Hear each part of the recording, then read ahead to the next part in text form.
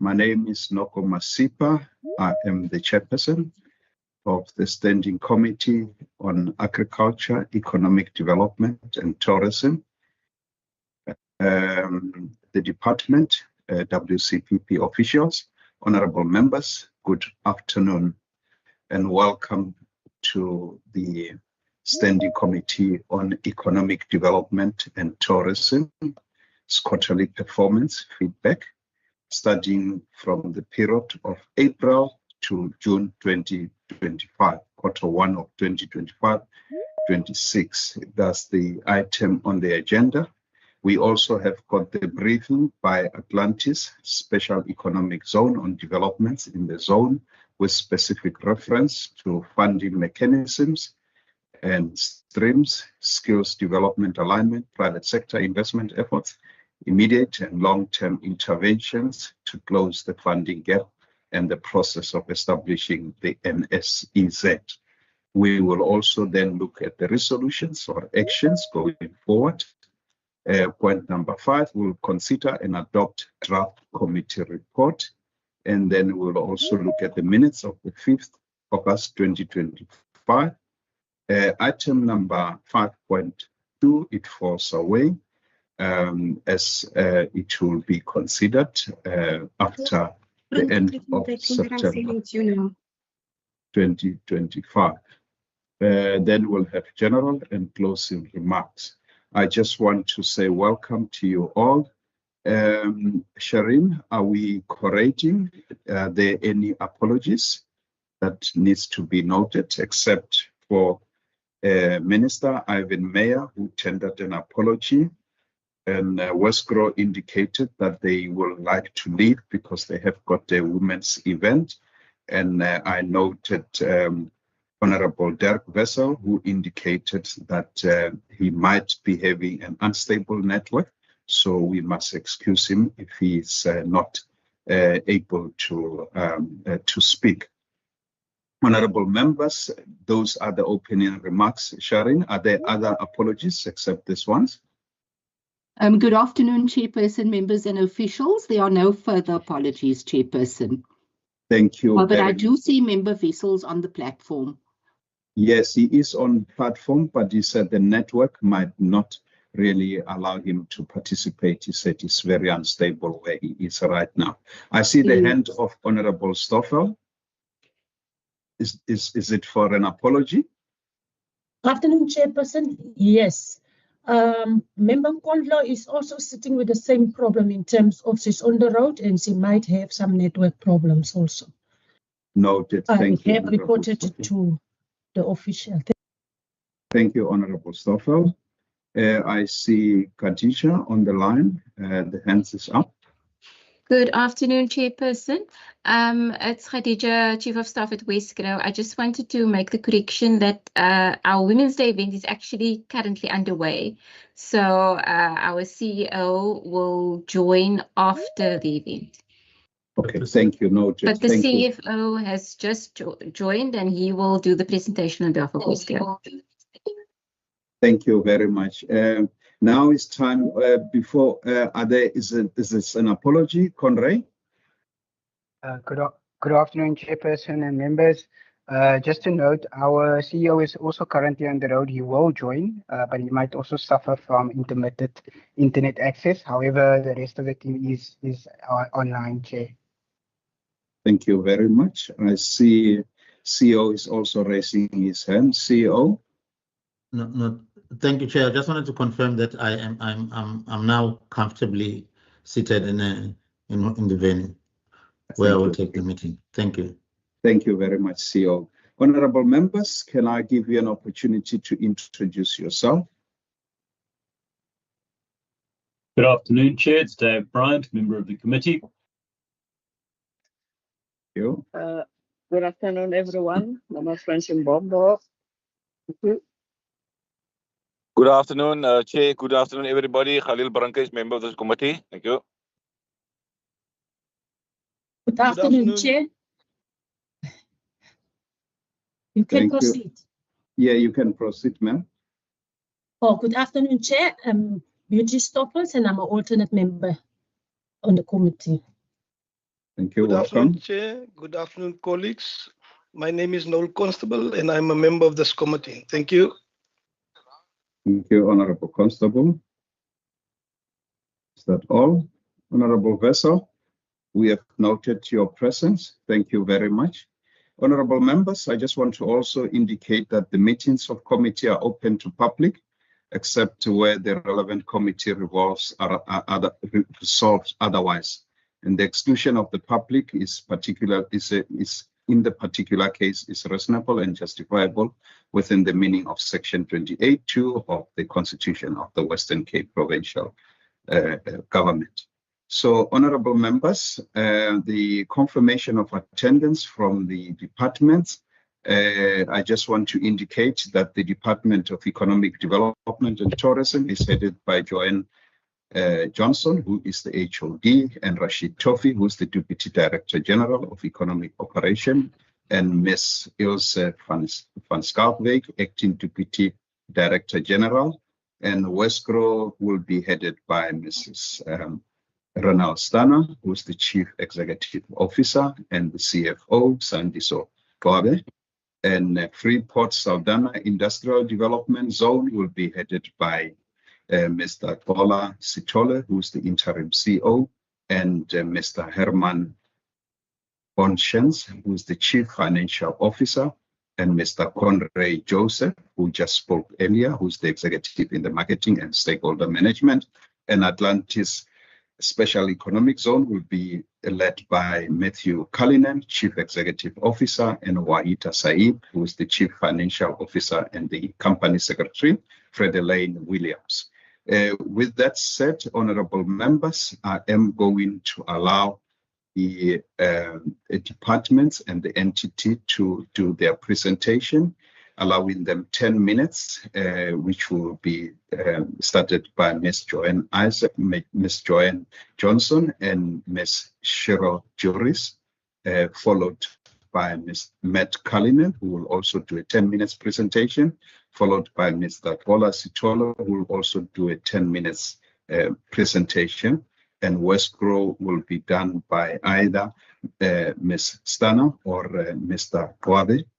And then we'll allow the members to really pose questions or make comments or remarks. And thereafter, then we will remain with the officials online in terms of item agenda number 3. Matthew will take us through that particular agenda. It will take 20 minutes. And then after the presentation, then we will have our discussion based on the decisions. The presentation, and thereafter then we'll have the resolution based on the discussions that we have had. Yeah, I hand over to Ms. Johnston. Over to you, ma'am.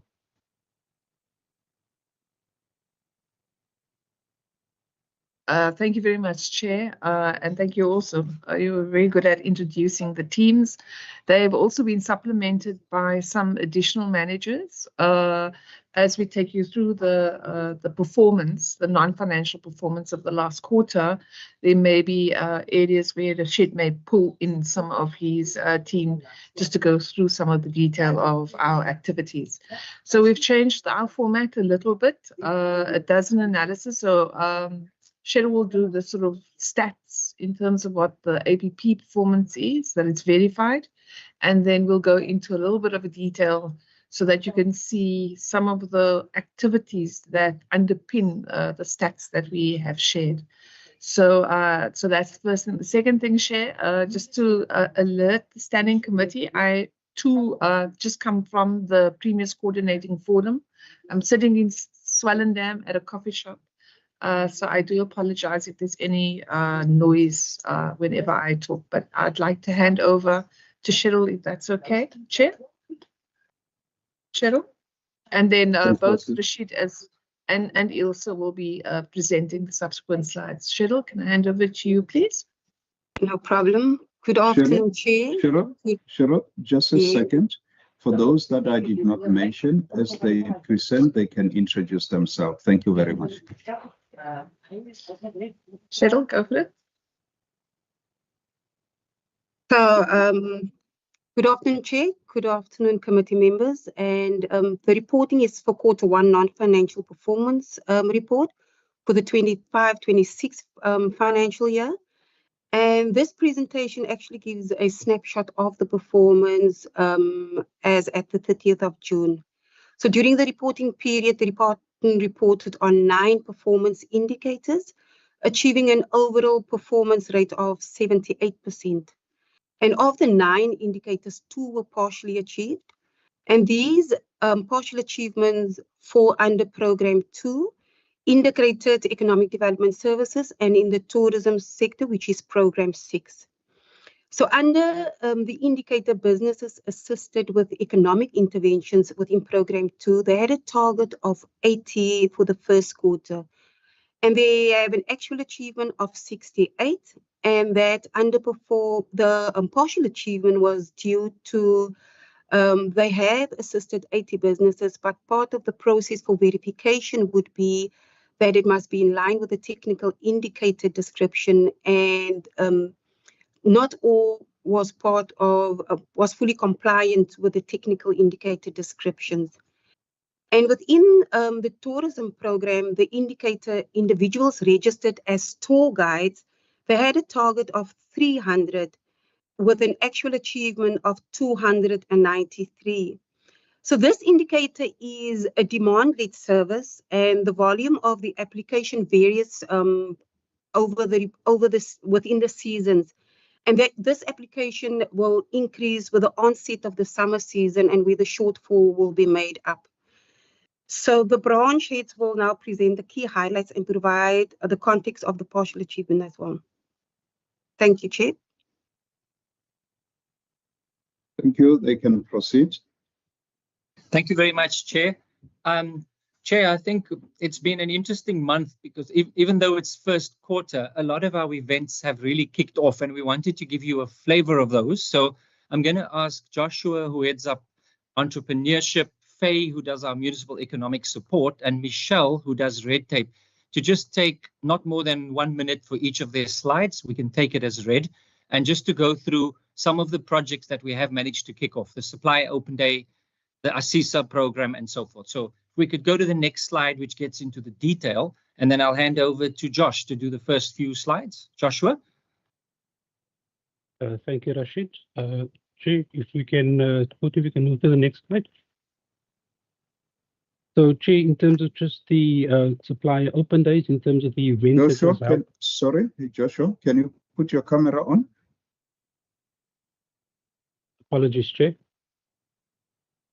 Thank you. Okay, thank you.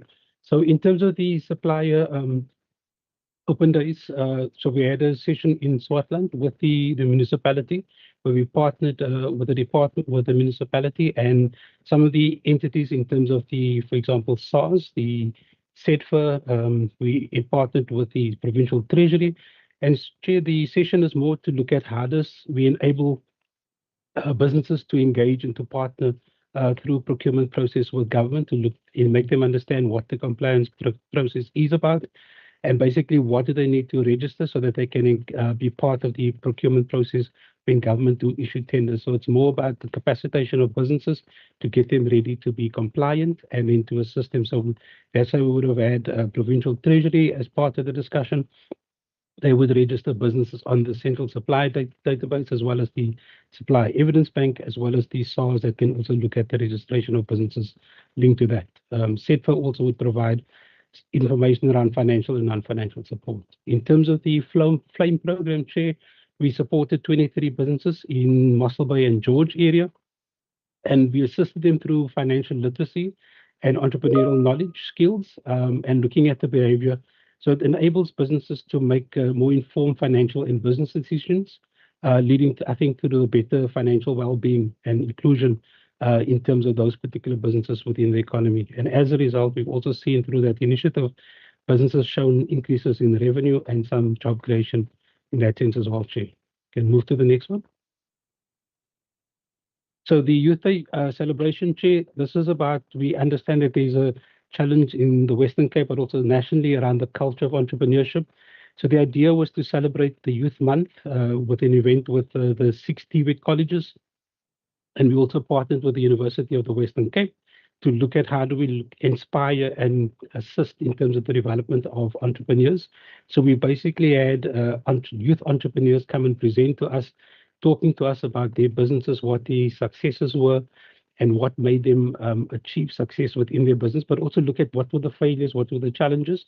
So it's also about providing inspiration to fellow youth in terms of the idea of starting a business and what does it entail to actually start a business and successfully manage the business in that sense as well. So we also had a young entrepreneur that gave basically the keynote address in terms of basically journey to success in terms of her business, as well as the department, as well as the Department of Higher Education and Training was also present at the event. In the Western Cape Procurement Conference, so we partnered with the Smart Procurement World in terms of creating and enabling to, so we had particular supplier day where we engaged with about over 100 businesses.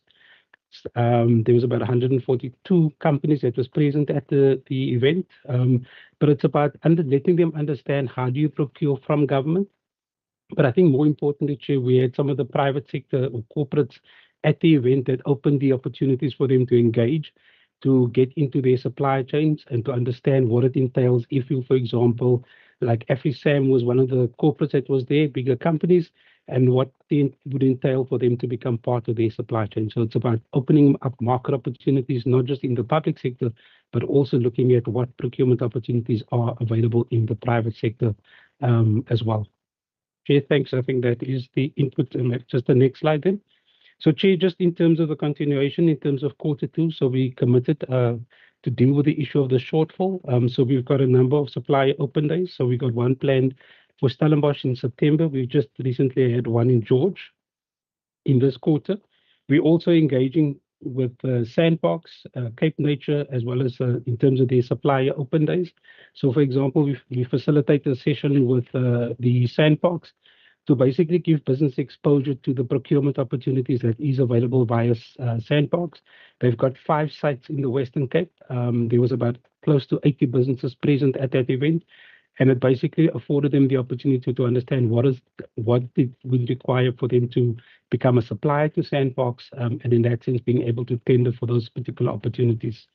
We also just concluded the Alan Gray inter-college regional competition that we facilitated with the 6 TVET colleges.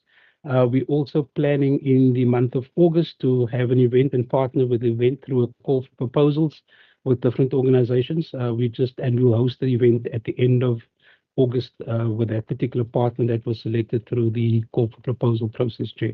So, Chair, we've got a number of initiatives currently that we've completed for this quarter already, and we've got a few that's all planned in terms of ensuring that we adhere to the targets for this particular quarter set. Thank you, Chair.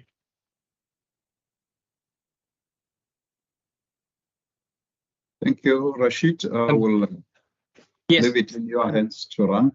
Absolutely, and I'm going to ask our Director for Municipal Economic Support, so Faye, again, just 1 minute on this slide, and then Michelle to talk about the red tape slide. So, Faye Darcy, over to you. Good afternoon to the committee.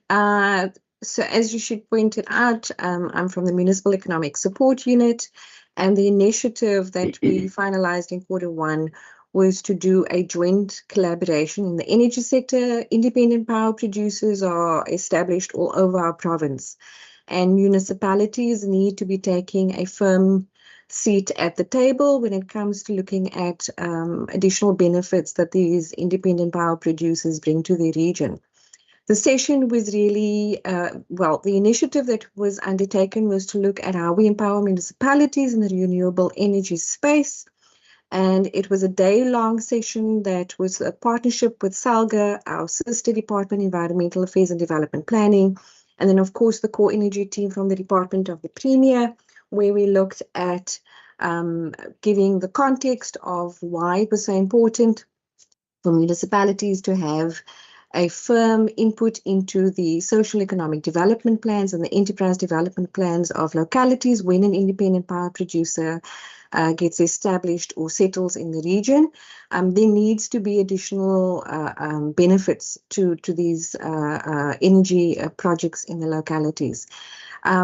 the stakeholders pulled together, and on the 19th of June, we had a full day session where we shared not just policy imperatives, but also looking at particular municipal case studies, where Laingsburg and Witzenberg shared their case studies on how they got the independent power producers settled in the region and what challenges they faced. And there was input from Salga National as well as Environmental Affairs and ourselves in terms of a guideline on how to look at social and labour plans. Chair, that's me in a nutshell. Thank you. Thank you, Dr. Tovi. You're left with 2 minutes. Yes, and then the last slide from our side, just briefly, Michelle, are you available to talk to this one? Very high level.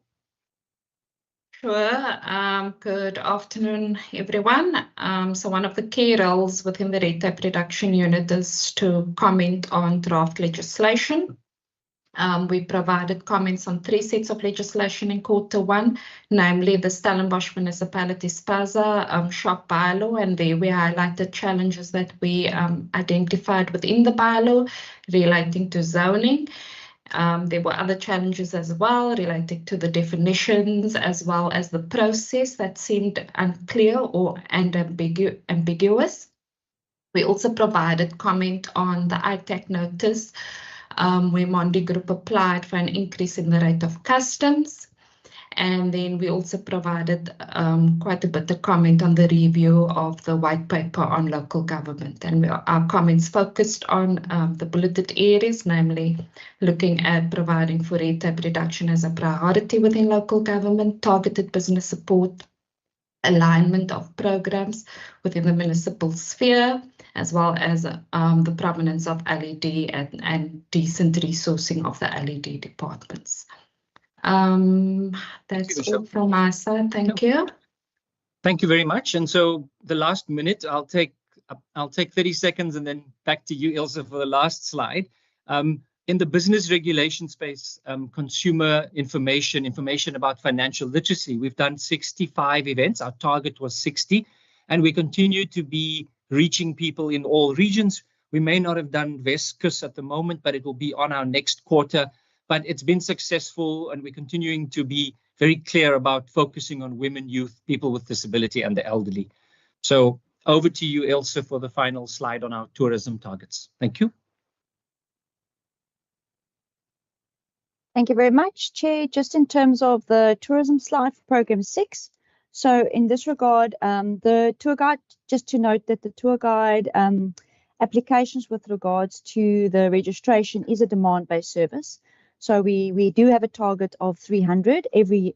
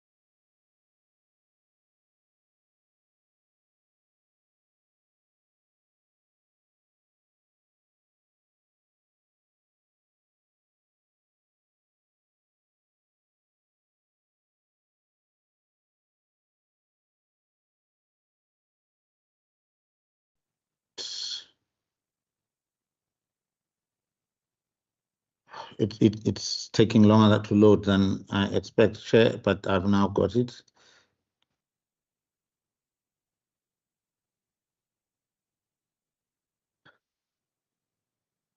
Good afternoon, Chair, members and colleagues. Thanks for the opportunity. My presentation is going to focus on non-financial quarterly performance for the first quarter. And I'll just say something by way of introduction to represent the recovery plan, which is the focus of the activities of the entity in this period. We can report that in terms of governance and stability, a lot of the members of the board that needed to be installed as a result of some vacancies have now since been installed. There are just 2 issues that remain, which is the matter of conclusion of the TNPA. We are expecting a response from TNPA about who will sit on their behalf. And then lastly is a matter of the DTIC, where there was a retirement of a previous board member, and they still have to give us formally a name. But the minister as Minister Mayor has approved all other board appointments. So the board is operational, it's stable, and all members are in place except for those 2 roles. In respect of investments, I think we'll touch on some of the successes we've had more recently in occupying the existing buildings, but we are focused on accelerating the conversion of the pipeline into operational investments. One issue that I'd like to just highlight is, even though we did secure board approval for the TNPA lease or commercial terms framework at Freeport Saldanha, we are still engaged with TNPA, who still have to give their own approval in that respect, and they're going through their processes, and we engage them on a weekly basis, on a daily basis even, and we are hopeful that they're now ready to get their EXCO approvals. In respect of the organizational development that relates to, under the recovery plan, what are the transition in terms of the number of staff into the new organogram. I can confirm that we are on track in respect of that. And then lastly, we have met all of our expenditure cost reduction targets. We do have a challenge with one of the investors that we had hoped they would have reached a point where they're paying a higher rental rate as a result of the conclusion of their environmental impact assessment, but that hasn't happened as yet because that process is prolonged more than we had expected, and that will impact our end of year revenue realization of revenue. And we're implementing now remedial actions to find alternative revenues as a result of that. But in respect of the performance against non-financial targets, I would like to go to these Q1 targets, and I will focus on those that there was in fact a target in Q1, that one of those being number 3, which is number of compliance checklists developed and produced. And that target has indeed been achieved in the quarter. The other target is target number 9, where percentage of invoices paid within 30 days. That target has also been achieved. Then it's the a percentage of ICT servers, network, and cybersecurity uptime. That target has also been achieved and exceeded. And number 13, the target around signed and verified database of growth opportunities. That target has been achieved and exceeded. And number 15 is a target where there's been a shortfall. At the end of the quarter, there was only 1 such lease that had been signed. But subsequent to that, there's been 3 more that have been signed. So we will, in the next quarter, be able to report an overachievement of that, or at least an achievement of that target. And then lastly, number 16, also, sorry, my apologies, that what is left, Chair, are areas where there's no targets that are there in Q1 to report. I can just say in closing that there is progress in driving in terms of operational investments. We've found solutions for the development programs and which are being implemented, and we can report further at the next opportunity. We are confident that we will eventually find finality on the TNPA matter, and all the other special projects around green hydrogen and new integrated port infrastructure and other large-scale catalytic investments are also on track. Thank you. Thank you, CEO. I will now hand over to Ndade Kalinen, Atlantis Special Economic Zone. Over to you, Matthew. Hi, thank you, Chair, and good afternoon to everybody. I will ask Wahida Saib, our CFO, to go through just the update on the non-financial information for Q1. So, Wahida, over to you.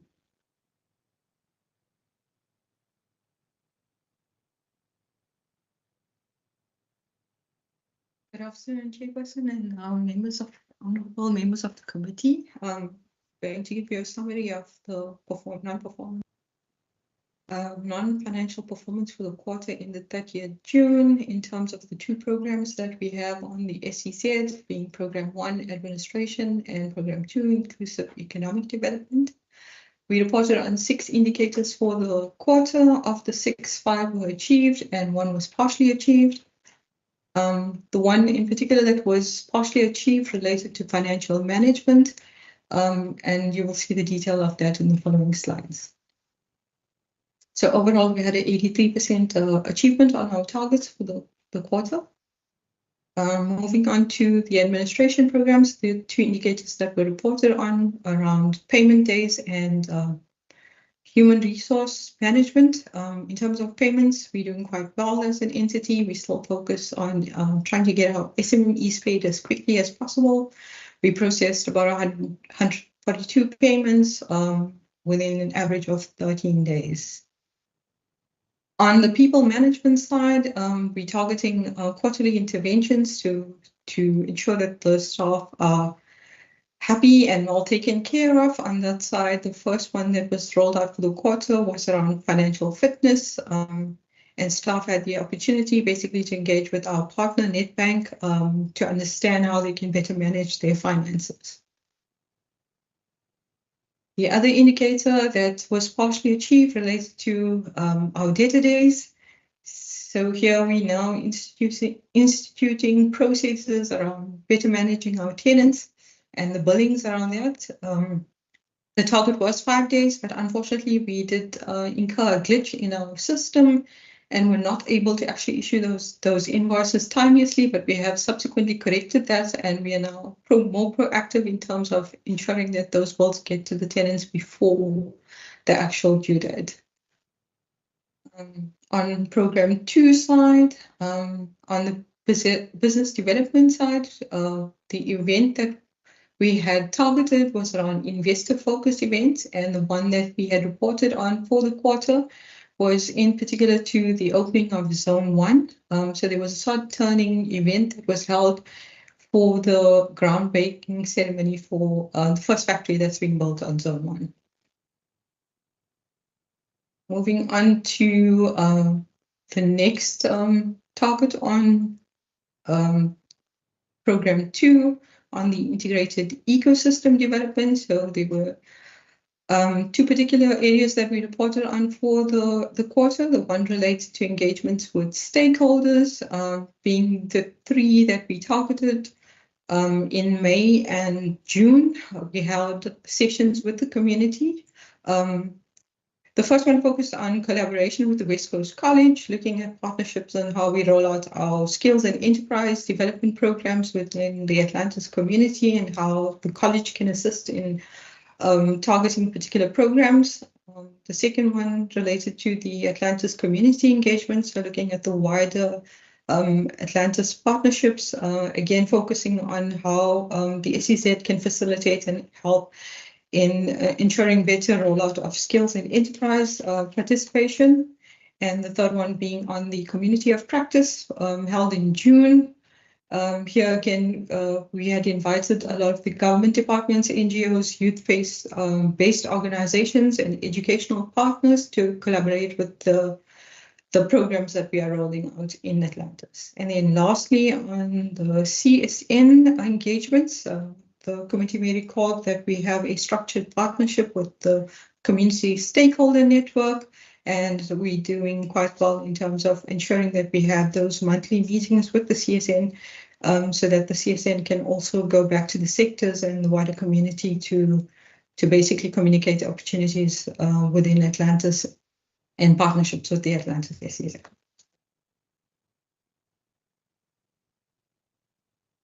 Here, I think that's it in terms of the targets for the quarter. Maybe just to mention that these engagements, we had managed to basically see 113 beneficiaries engaged in terms of the integrated ecosystems development work.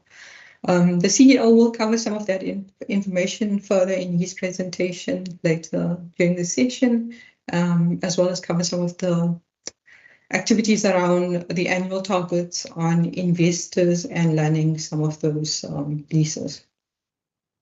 Thank you. Thank you. Thank you, Chair. That wraps up our reporting. Thank you, Matt, and thank you, Waida, for your presentation. Honorable members, there are the presentations. Can I see by show of hands in terms of those that are, wanting to ask questions and obviously to make comments if there are comments that they need to make? I see no hands, so which means the department is doing extremely well.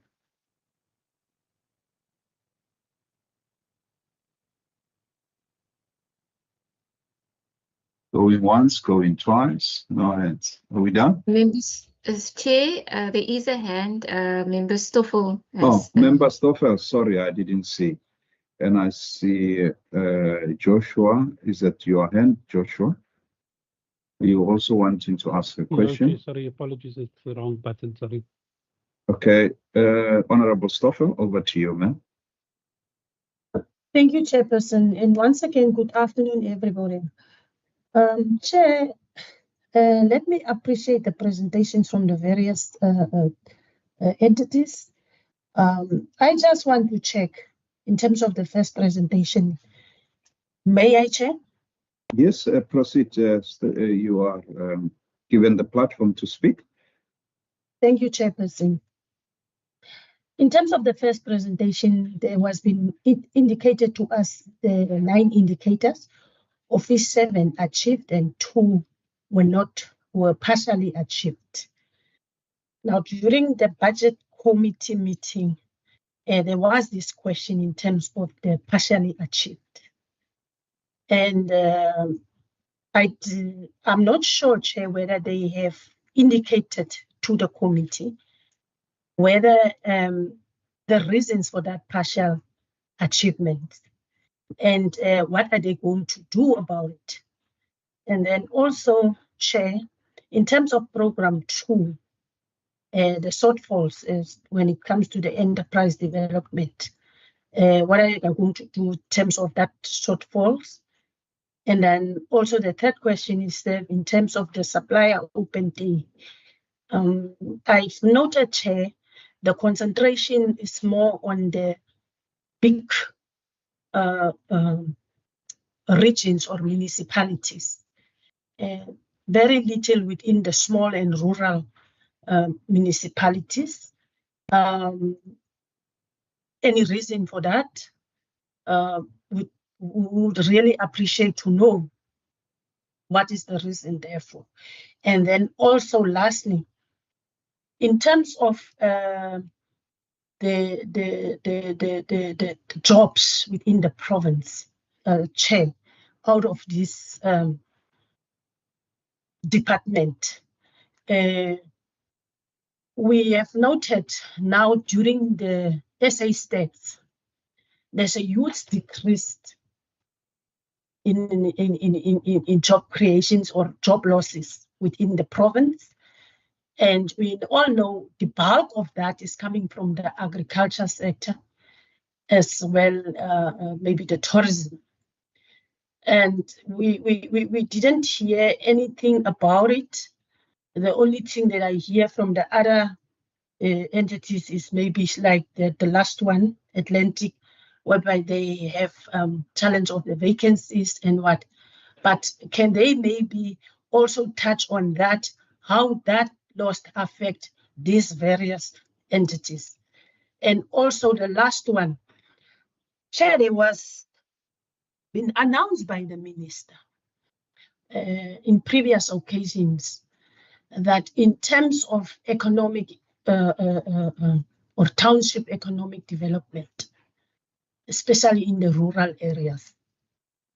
And till so far, yes, we could hear there's recognition of Mama Prince Albert, Smolanyana places, but we still believe there is still room for improvement in that. And Chair, I think at some stage we should also hear from these various departments in terms of that avenue used within the rural areas. How much energy is really being spent within that to address whatever is the shortfall when it comes to this economic development within these small municipalities? Thank you, Chair. I'm not sure whether I'm in line, and if I'm not in line, it's what not deliberate, be not in line. But I hope you have captured me, Chair. Thank you. Thank you, Honorable Stoffel. I just want to maybe remind members that we made a resolution at the last meeting that we will be engaging with municipalities to understand the local economic development and also on what is happening on tourism side. So those two resolutions, I have signed up the letter indicating that we have resolved to look at that. So that particular area of yours is covered, Honorable Stoffel. I see the hand of Honorable Ngondlo. Honorable Ngondlo, over to you, ma'am. Greetings, Chair. Am I audible? Yes, you are audible. Thank you. You can go ahead. Thank you, Chair. I'd like to appreciate all the presentations. My first question takes from what Member Stoffel's raised as the last point. I want to understand, when is the township development plan or strategy? Because I recall when the Growth for Jobs strategy was presented to us last year, we were then promised that the notion of the township strategy that we have been calling for some years, that a plan will be mooted in this regard. So what work has been done thus far, and when is that plan or strategy going to be concluded? That's my first question. My second question, Chair, is that on the notion of the municipal economic development work that is being done, I hear that there is a number of meetings that gets to be engaged with municipalities. I've got two questions there, including, I think, on the business regulations.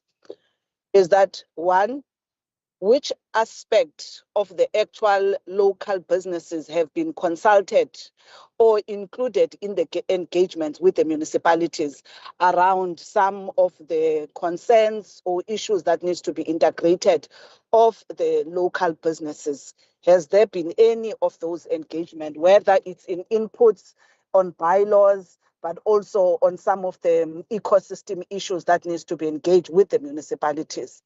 Secondly, how is the Department of Economic Development, through the function responsible, able to monitor beyond engaging with the municipalities on meetings, the impact in the municipalities and LEDs, of the engagements? Because yes, on their side, we can say the targets have been met, they've had so many meetings, but beyond the meetings, what is the actual impact of this engagement in influencing the LED strategies or in realizing much more better business environment for local businesses in those particular municipalities?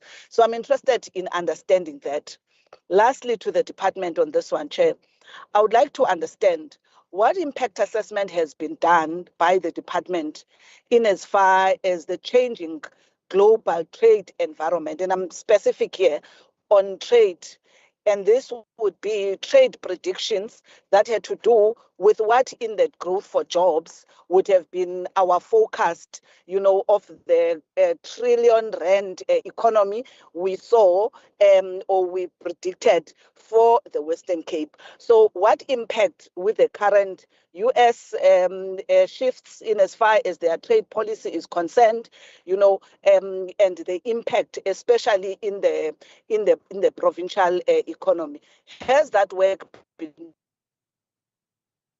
of economic development, and if so, can that work be shared? Of what does it mean? I'm not talking general understanding of what we've been engaging all of us, but it is to say, are we in actual effect as this provincial government through economic development, focusing and able to say what is happening so that the likes of the West, as they had already said, the work they started in 2023, would have assisted now in ensuring the diversification and the balancing act of what we are going to be losing, from the trade tariffs of the US versus what we need to do in pushing others into new markets, which I think, as the CEO had said in our last engagement, such is not going to happen in the blink of an eye. So I'm interested in understanding whether that work is being done. If so, which unit is doing it, and what exactly are we, if that work can actually be shared with us so that we can really enrich our conversation as this committee. Thank you so much.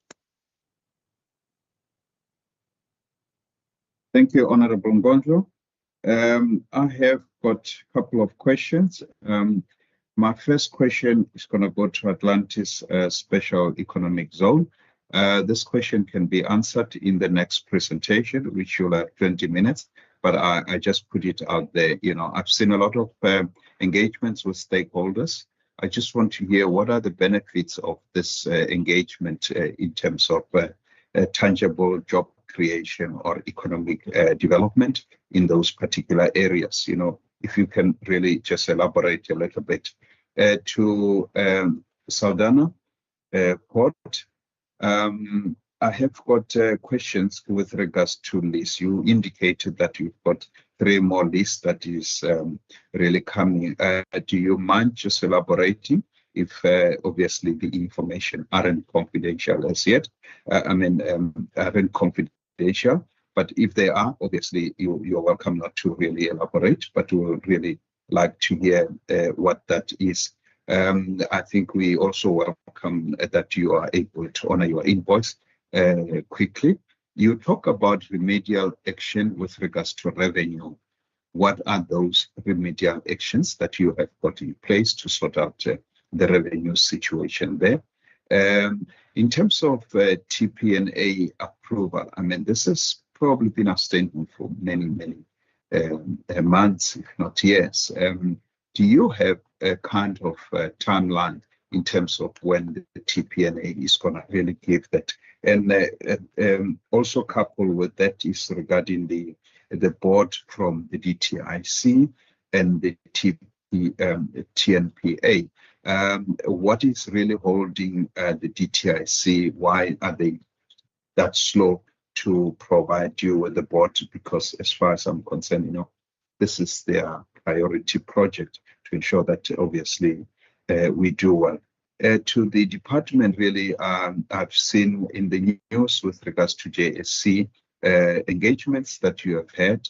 Are you able to share what really the reception was regarding your investment summit promotion that you were at the JSC the other day? That will really be as well. So, other thing that I thought,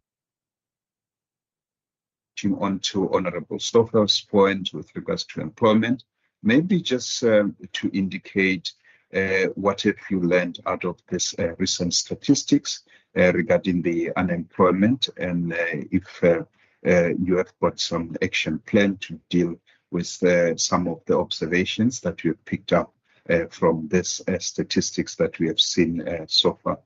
Thank you very much. I hand over to you, HOD, and then you can obviously help us in terms of ensuring that all questions that have been asked are answered. Thank you. Over to you, Echun. Thank you, Chair, and thank you, committee members, for those, I think, really good questions. I'm going to try and answer some of them, and I'm going to ask members of my team perhaps just to supplement and cover some of the areas, particularly around Program 2. So just with respect to the shortfall, it's marginal. One was because it was demand-led, so that basically you project, it depends on how many tourist guides actually register. So that's what the shortfall is. It usually gets made up later in the year. It's difficult to predict ahead of time. But as I'd said in the note, and I think it's also captured in the PowerPoint presentation, is I've asked them to do an analysis of historical targets or actuals so that we can more accurately predict when tourist guides are going to register, because you normally would register annually and on a fairly regular basis. If you registered in, I don't know, June, you're going to register again in June. So that allows us to have a little bit more accurate figures when we set the target. So that's the first thing. And then the second thing, I understood Cheryl did explain, the shortfall wasn't because we didn't engage. It was our technical indicator description is quite detailed and very specific around how we will count the beneficiaries or the entrepreneurs in the businesses engaged and supported. And in this case, we just it was just a capturing thing. It was done electronically. It wasn't a signature, and therefore we didn't necessarily capture all of the businesses we did support. So in going forward and in conversations that we've had internally, is we're going through a round of actually looking at the technical indicator and making sure that all of the officials and the project managers understand how to properly capture it so we can reflect our activities and progress against those indicators. So that's, and I think I answered it, but the remedial action has been captured in our reports. With regards to the employment, actually the Western Cape added 69,000 jobs. So we grew by 2.6% versus the national 0.9%. So we didn't lose jobs, we added jobs. I suppose, and also given the pace of our GDP growth, that's actually quite good figures relative to our very low GDP growth. So it's nothing necessarily to be proud of, insofar that we'd like to have much more jobs being added, but creating an enabling environment, and particularly around the focus of trying to do structural shifts, does take time. So I would ask that the standing committee please consider that when you review the statistics. The issue around the trade, though, does worry us quite a bit, and there's a number of entities that are involved with this. So Wesgro is certainly busy doing their own policy analysis, so it informs the rest of the economy, and they've been doing quite a number of events as well to make sure that there's constant flow of information and communication with regards to the latest developments, and they are, like, they're constantly changing. Even US officials don't actually know until they look at the news as to what change in policy has taken place. So it's a very uncertain environment. Wesgro is doing some really amazing stuff really around hosting the events, making sure that there's a constant information flow, bringing in people that are knowledgeable and experts. So a couple of months ago, they had the key negotiator from DTIC present, and certainly it was very reassuring in the way that DTIC is approaching it. Of course, it didn't necessarily get us out of the 30%, but it's quite difficult, I think, to negotiate with the US at this particular point in time, because we're not actually sure what they want. It's I suppose a little like Brazil. It seems to be less of a tariff issue and more of a policy issue, and that makes it really difficult to I think to get to reach an agreement. However, so Wesgro is doing the communication, making sure that they do the policy analysis. What we have also done is, because it's been so unpredictable, we have not shifted the G4J targets, but we have included a range. And that range, and we've gone back to the range, which gives us some flexibility and agility depending on what's going on. But we're not necessarily throwing up our hands. What we are doing, and Ilse can talk a little bit to this, is that we are currently routing our export strategy to Cabinet, and once it's been approved by Cabinet, we'll be very happy if the Standing Committee is interested and comes to that resolution, is to a presentation on that. But effectively, it's framed within the G4J strategy, which is really around how do we diversify our markets. One, where we do have good relations, is continue and try and increase our exports to those markets. And two, is to try and diversify into new markets. And we have a particular eye on Africa, and there's a number of Southeast Asian countries that we are looking at. But I'm going to stop there and then maybe ask if Program 2, if John's online, but certainly between Joshua, Rashid, and John, to maybe respond around the township plan, and then Faye can also respond particularly around the LED and what we're doing in that space. We've just come out of a municipal tourism and investment summit that we hosted last month. It's not reflected in our report because it happened in the second quarter, but she can just give an indication of how we're ramping up our activities, particularly to cover the entire province as opposed to just certain segments of it. Can I hand over to you, Rashid, and then you hand over to whomever, if that's okay with you, Chair? Yeah, you can. Rashid can proceed. Thank you. Thank you. Thank you very much. Thanks, HOD. I mean, just for Honourable Member Nkondlo, our project for the township economy strategy is underway.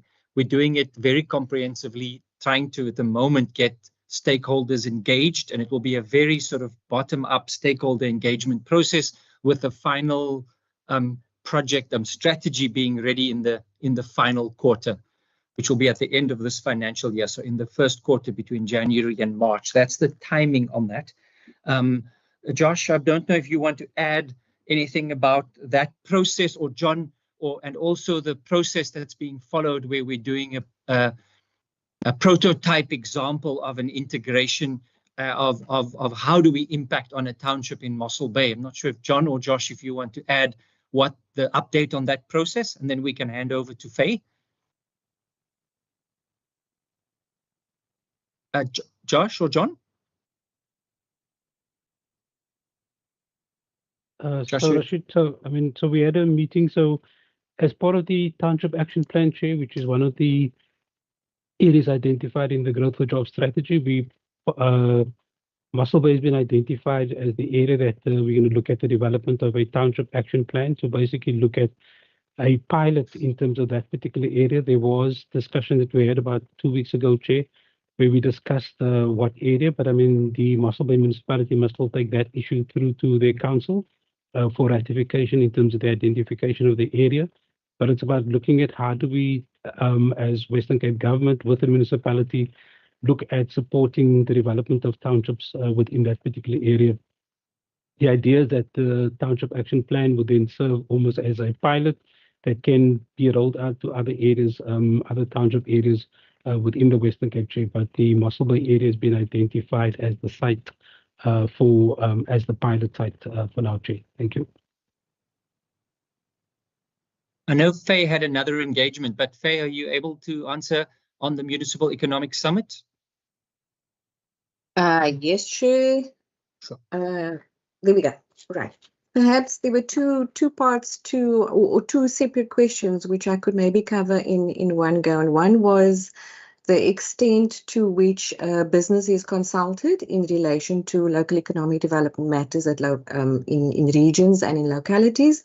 And the other one was in relation to what we do in and around municipal monitoring, and what and how we support the development of municipalities as part of local economic development. And maybe the broad way to really touch on it is that the department looks at quite a systemic and methodical way in which we look at support, and it starts with assessments We participate in the provincial assessments, which is part of the national requirements. So IDPs are assessed during the months of April when municipalities table. It is again looked at in June before they do a final table of the IDP assessments.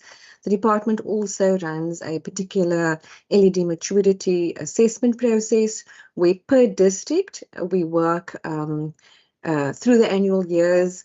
We assess the economic maturity of particular districts. We started off in the West Coast. We were in Cape Winelands last year. This year we're doing Overberg. We intend to do Central Karoo potentially next year, and the year thereafter the Garden Route.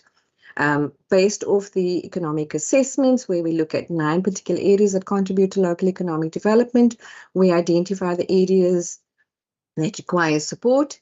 Capacity building is then tailored around those particular gaps and areas for improvement opportunity with the municipalities. It gets rolled out with an entire district. We also look at strengthening the IGR mechanism, so that's both inter-district, inter-regional, between the districts, and we look at through the Western Cape government. So we look at participating in things like the Simon Time and the JDMA processes of Western Cape government.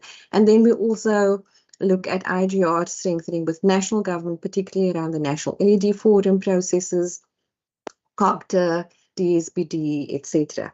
Another big area is our focus on looking at collaborations on priority focus areas that emerge from G4J.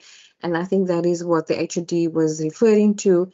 The Municipal Economic Summit, which focused on investment and tourism, looked to ramp up those particular areas across the regions. And so it was 2 days, 2.5, 3 days worth of engagement, very focused on investment, very focused on tourism. That's just an example of how we want to drill down in the priority focus areas of G4J to the benefit of local economic development initiatives across the region. Business, local private sector participates both in assessment processes. They participate in business network programs. We have public so public sector represented by the municipality, and the private sector sitting down at one table and looking how they can form business network possibilities in their localities. And they also participate in the priority projects. And so the example we cited in the presentation was the Empower engagement, where business also provided an input on the experience with the independent power producers. Thank you, Chair.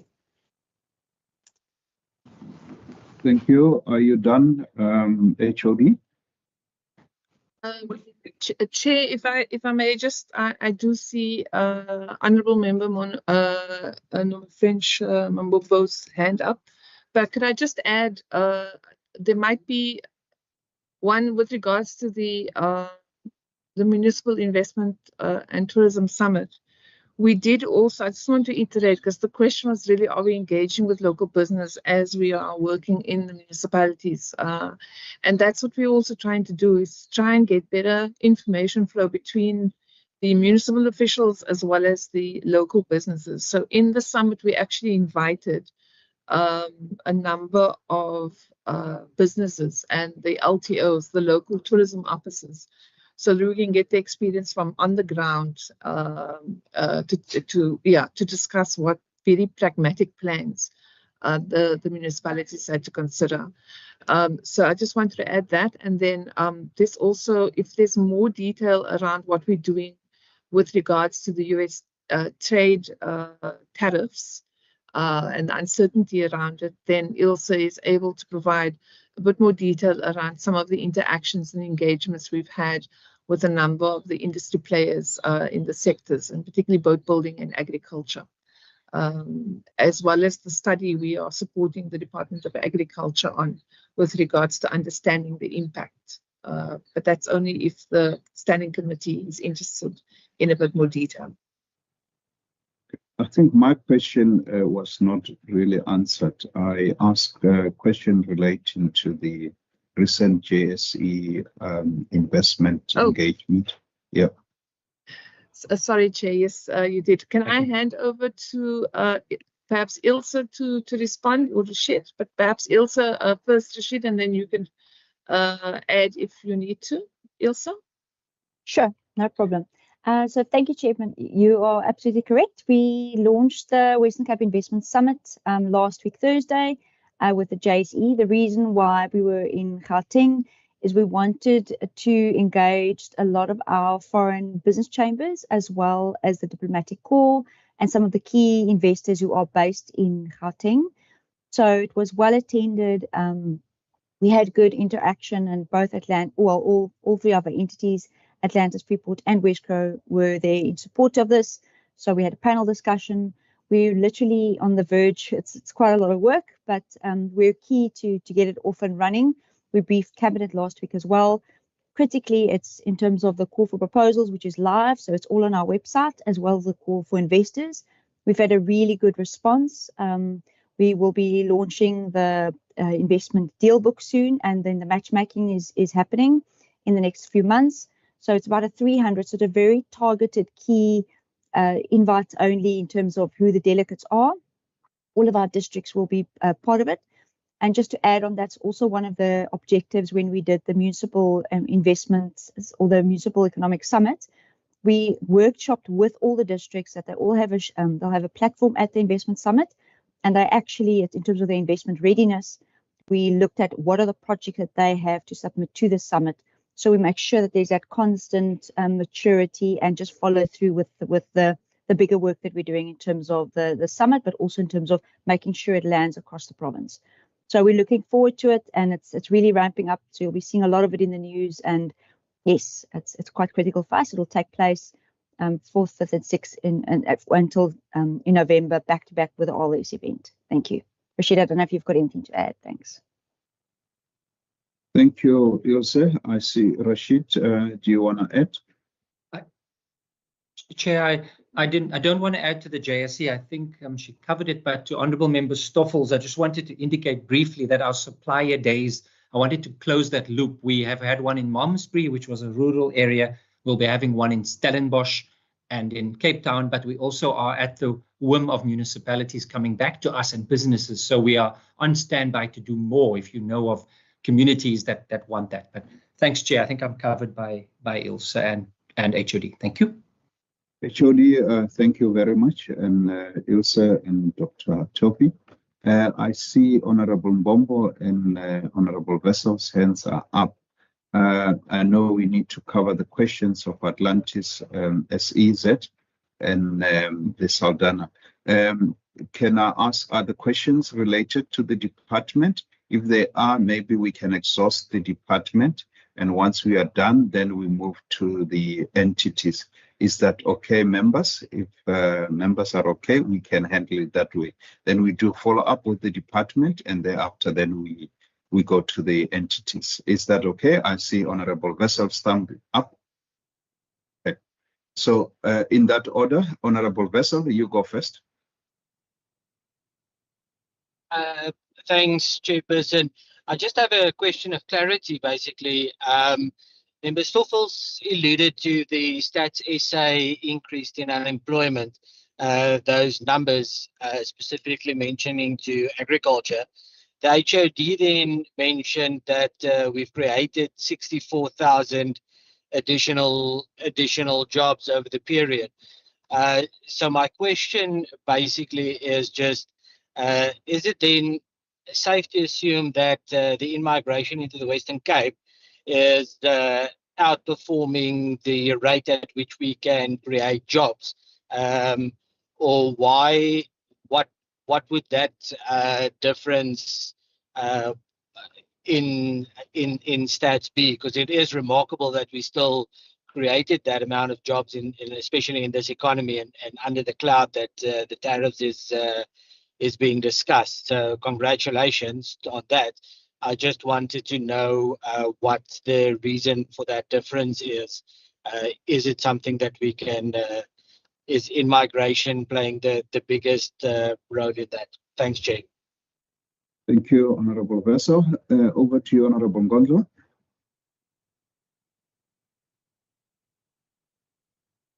Honourable Mbombo, I'm not... Thank you, Chair.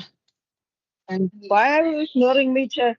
No, I'm not ignoring you. I understood that they are in a poor network coverage, so I just want to deal with them first, and then Yeah, so that I can come to you. Sorry. By the time you come to me, I'll be in a poor coverage network. Oh no, apologies, man. Okay, can I ask Honorable Mbombo to go first? I'll come after her. Thanks. Okay. Thank you, Mbombo, because my hand was up long time ago. So now I'm moving because I didn't want to move at this time. I think for me, it's about three questions of clarity and also for my own understanding. At what extent that the department or the entity they've been participating in the current debate on how employment is being now questioned in regard to the stats.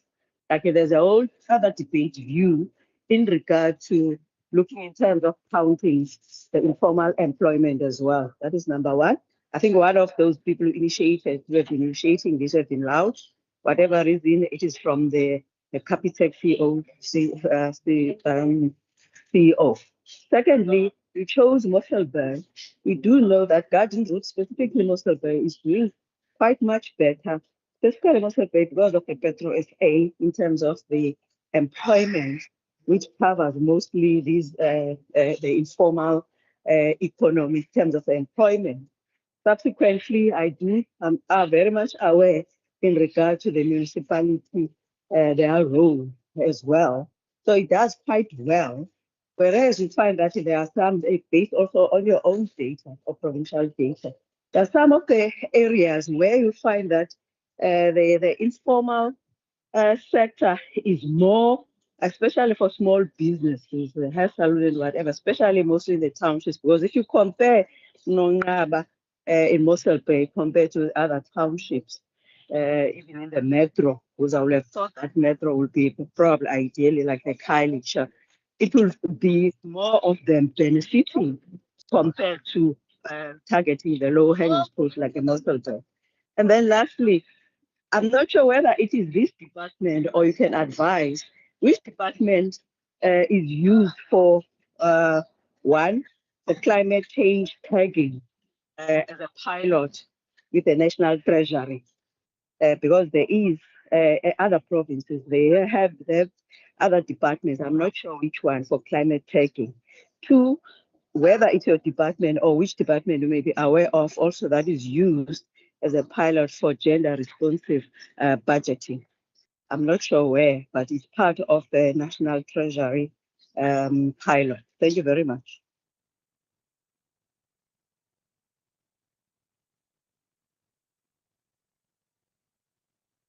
Did you hear me, Chair? Yes, sorry, oh, okay. I was muted. Okay. Thank you, Honorable Mbombo. Over to you, Honorable Ngonzo. I hope your network is good. Thank you, Chair. Chair, I just want to do follow-ups on the responses that we have received. Maybe before that, Chair, I think if time would allow us before we come to the next quarterly assessment report to the committee, to request the department for us to come and have a discussion about this notion of jobs and the province, you know, what Member Vessels is raising and what Member Mbombo is raising. I think it's very important, given that we are a province that have chosen intentionally so, you know, that we're going to have a strategy, a growth strategy on jobs, because I think we need to be, you know, to up our game in terms of what is our understanding and how do we interpret, you know, the data that we receive and which jobs, you know, gets to be created in which sector of the economy, including what Member Mbombo is raising, which is very important, you know, data around the informal economy and its contribution. So I want to make that submission so that we've got a much more objective conversation, you know, that is evidence-led, that goes into detail of which sector of this economy is shedding jobs, which sector is creating new jobs, you know, in our economy. So I want to make that a proposal, Chair. But the second issue, Chair, is around this issue of the trade dynamics that we are finding ourselves in at this point in our province and in the country, because I'm actually worried that this particular work, from what the HOD is saying, seems to be, yes, work that is actually being done, but it's here and there. There's discussions here and there, because this is a highly unstable environment, and indeed it is an unstable environment which impacts, in all of us. And therefore, my question would be, is that if any, let's say, entrepreneurs, companies in the Western Cape, just need some level of understanding, of the trade impact, where do they go? Are we saying, as a department responsible for economic development, perhaps you utilize, this one and the other in the private space or anywhere else? Because I would think, including what Westgro, I think, as the COO was already in his report indicating, that this particular department is one department that is supposed, to be robust in as far as its own work to focus, because it's got a responsibility to drive economic development.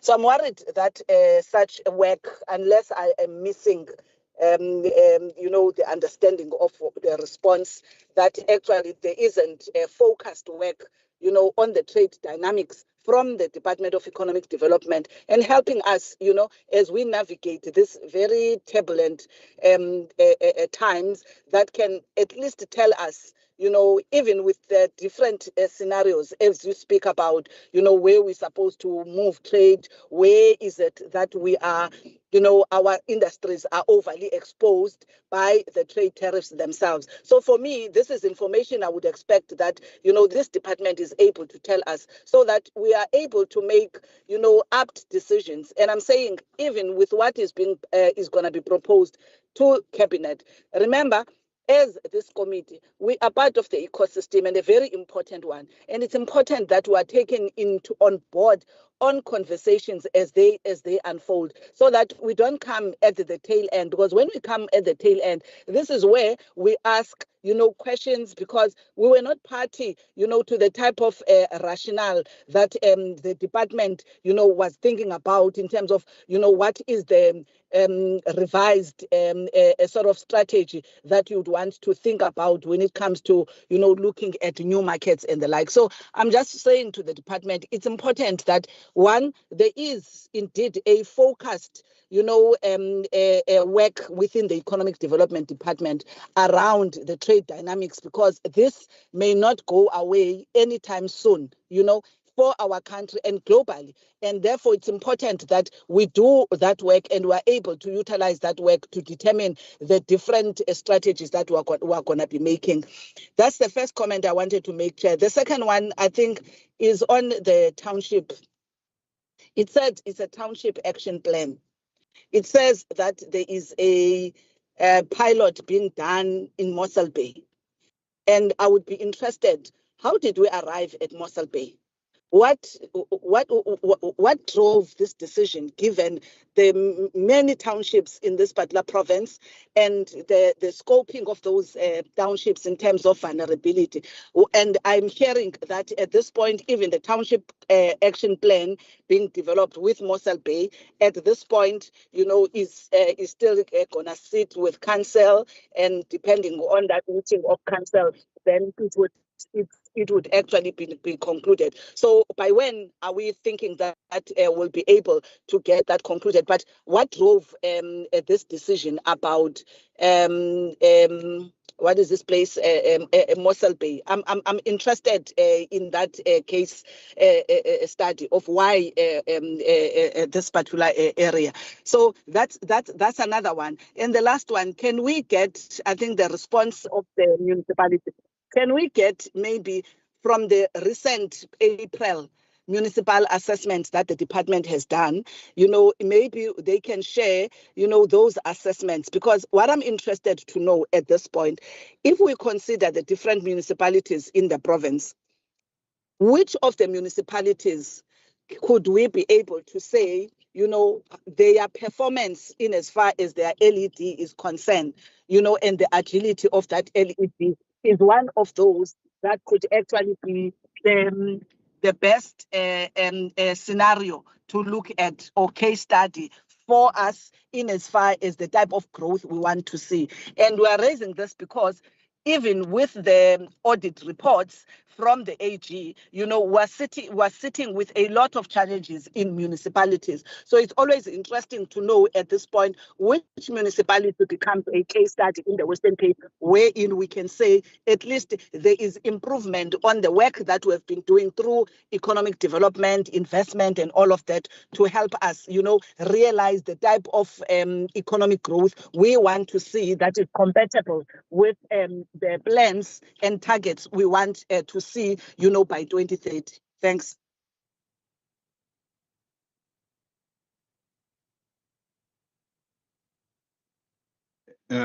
Thank you, Honorable Nkondlo. I hand over to the HOD. There were, I think, about 4 questions and then 2 comments. Over to you, HOD. Thank you. Thank you very much, Chair, and to the members. I'm going to ask Ilse to provide the responses around the economic, the export strategy. So perhaps I miscommunicated, but the department is working very closely with Wesgro, and we've been very active around it. But I'll ask Ilse just to go into a little bit more detail about what work we've done since the issue of the tariffs had come up. I'm also going to ask Ilse maybe just to touch on the employment statistics. So it does capture informal, and we do an analysis on Stats SA's statistics so we can understand what the trends are. And we're very happy to share that report with the Standing Committee every time that we produce it. But I'll ask perhaps Ilse just to go into a little bit more detail. Just note that the figures were did drop for agriculture and a little bit for tourism, but that's also because it's a seasonal issue more than anything. And I think the really interesting thing that has happened is before South Africa, and particularly the Western Cape, used to have peaks during summer, and then it sort of dips during winter. And what has been interesting over the last few years is that dip that used to happen in winter, the winter seasonality, is actually starting to level out. And that's really good for our businesses because it means that you can then employ people on a constant basis as opposed to just for your busy time. But Ilse, can you go into a little bit more detail about that? And just before you do that, just why Mossel Bay was chosen relative to anybody else is it was quite a process. The township action plan is not just DDATS. This is across the board. There are a number of other departments that were involved in the selection of Mossel Bay. And some of the criteria that was chosen considered the capacity of the various departments where they had capacity. It looked at whether there was a dedicated LED manager so that we know that the municipality was able to be responsive. So it looked at a range of issues before it was Mossel Bay was selected. And again, it's the start. The idea is the lessons that we learn, which is essentially how we collaborate with the communities for the development plan as opposed to just imposing our interventions on them. It was to co-develop an action plan for their community with their community. And this is obviously going to be quite labor intensive. So we have money set aside within our department, but also the Department of Environmental Affairs and Development Planning also have some budget, and we're looking to also harness and leverage funding from other sources once it's understood actually what the community and the local business folk actually want. So again, it's about co-developing, and it's about having a community that allows us to do that, but it requires capacity. So that's just a little bit of a sense of why we ended up with Mossel Bay. But Ilse, can I hand over to you, please? And then if anybody else wants to add afterwards, through you, Chair, if that's acceptable, if we could allow them to do so as well. Yeah, Ilse, you can proceed. Thank you. Thank you, Chair. Thank you, HOD. So just very briefly, in terms of the trade data with regards to the US, it is fluctuating quite a lot. So what we've done, we've taken a different approach. One, when it was the 10%, as well as in terms of the 90-day sort of a pause period, the industries that are mostly hit is wine, citrus, as well as with regards to yacht building and then advanced manufacturing sectors. So there's certain companies like Swartland who manufactures doors. So they've done years of work in terms of entering the US market. So what we've seen in the research that was commissioned by Department of Agriculture with BFAP, which was in particular to look at how price sensitive is the US market towards our commodities. What's difficult is we're working on scenarios, and there's a report that is available, but we would need to get that HOD's approval to be able to release it, because it's quite sensitive information, but it's something that we've used. So it looked at scenarios at a 10, 20, and a 30% in terms of what happens with regards to those commodities. Interesting enough, which is something we've seen a shift, specifically with citrus, is that Canada is absorbing most of that commodities. So we're engaging constantly with the industry bodies because the businesses aren't waiting, and it's how do we support them. We're also engaging with the DTIC in terms of the trade negotiators who are, that's who Wesco invited to that particular session, but in terms of where industries need support. Because the one that's really at risk, especially in terms of shedding jobs, is definitely the boat building industry, especially because they've got orders, quite huge orders, and they've exported a large volume to the US. So they've had cancelled orders, etc., from businesses, and we've set up different engagements with the presidency in terms of looking at the yachts that have already been manufactured and they're en route, that they will be able to be traded under the previous AGOA rates, really. So we're trying to find shorter term solutions as well, because that is quite a different industry in terms of that they can't just move because it depends on where the buyers are. So it's a different space. So different industries, different support mechanisms that are needed, and constant engagements with both the embassies as well as different markets. We're also chasing quite heavily in terms of diversifying markets, like, for example, in a lot of our agriculture and agri-processing into Middle East, Asia, UAE, etc., as well as the continued growth in Europe, and where we're probably going to settle at a 20%. So there's a lot of detailed, consistent work that's doing in terms of monitoring changes, but working on the scenarios, that's not stopping. And then secondly, just in terms of the employment data, so Stats SA releases the QLFS, the Quarterly Labour Force Survey data. It is quarterly, so I do say it changes over the year, but in particularly it shows the difference between the formal and informal sector in terms of the employment. And I agree, it's quite technical. We release a report which we'll we should actually just share it with you, Chairperson, for the committee to look at the statistics in terms of what that actually means. For Growth for Jobs, we also have a quarterly, what we call the Impact Pulse, which we monitor all the macroeconomic factors in terms of what's shifting and changing in terms of our strategy and what is not necessarily a project level, but like unemployment, like productivity, like in terms of our capital formation statistics, etc. So that's what we track. And it is quite interesting if you look at that in terms of informal sector, what's shifting. In the Western Cape, the services sector, that is the sector that's really bolstered and stabilized a lot of our jobs. It's where we're leading, and that is not so sensitive. But yes, HOD is completely correct. Tourism and agriculture is the two sectors which had a little bit of a job shed, which is seasonal, and it was actually less of a drop than in last year. So there is a good indication that our economy is a bit more stable from a provincial perspective. Yes, I think that's everything. Thank you. I'm sorry you're left with 1 minute to wrap up. I'm done. Thank you. You're done. Okay. HOD, are you done from your side? Chair, there was one request from one of the members with regards to Nkotlo about sharing the LED assessments, the IDP assessments. We can certainly share our assessments of the IDP plans. It's a bit of a difficulty to do the one on the maturity assessments because there's an understanding and agreement between us and the municipalities not to actually make that public because then they would just be not wanting to participate. So we can ask if they were happy for us to share and release that. But can I also provide assurance that the department with Faye and John Peters do an assessment of best practice, and we make sure that they are peer-to-peer learning opportunities so that the municipalities can learn from each other. So just to give the assurance, but if the committee so resolves, we are happy to share our assessments on their LED and IDP strategies and plans.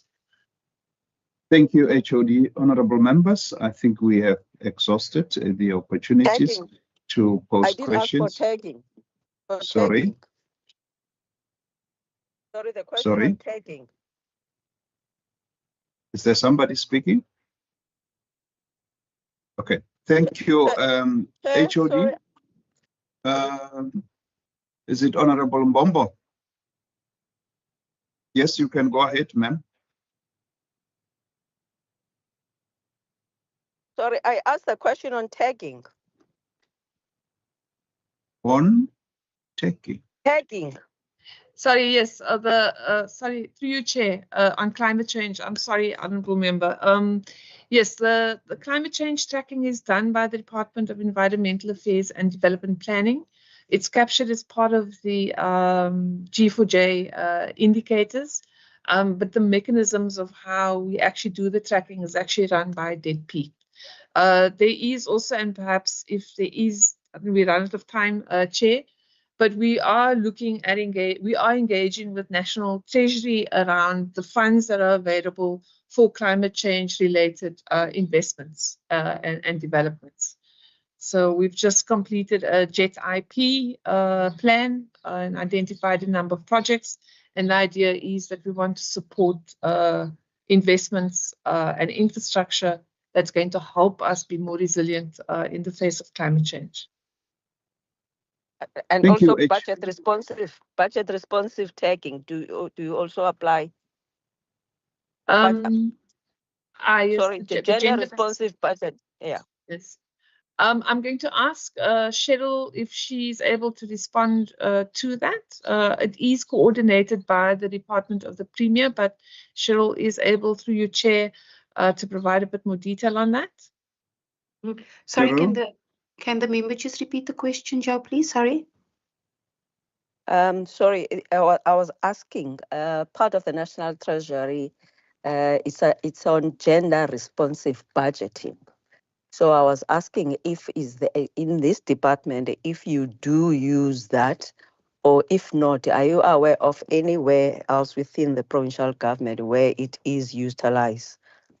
Gender responsive budgeting. Yes.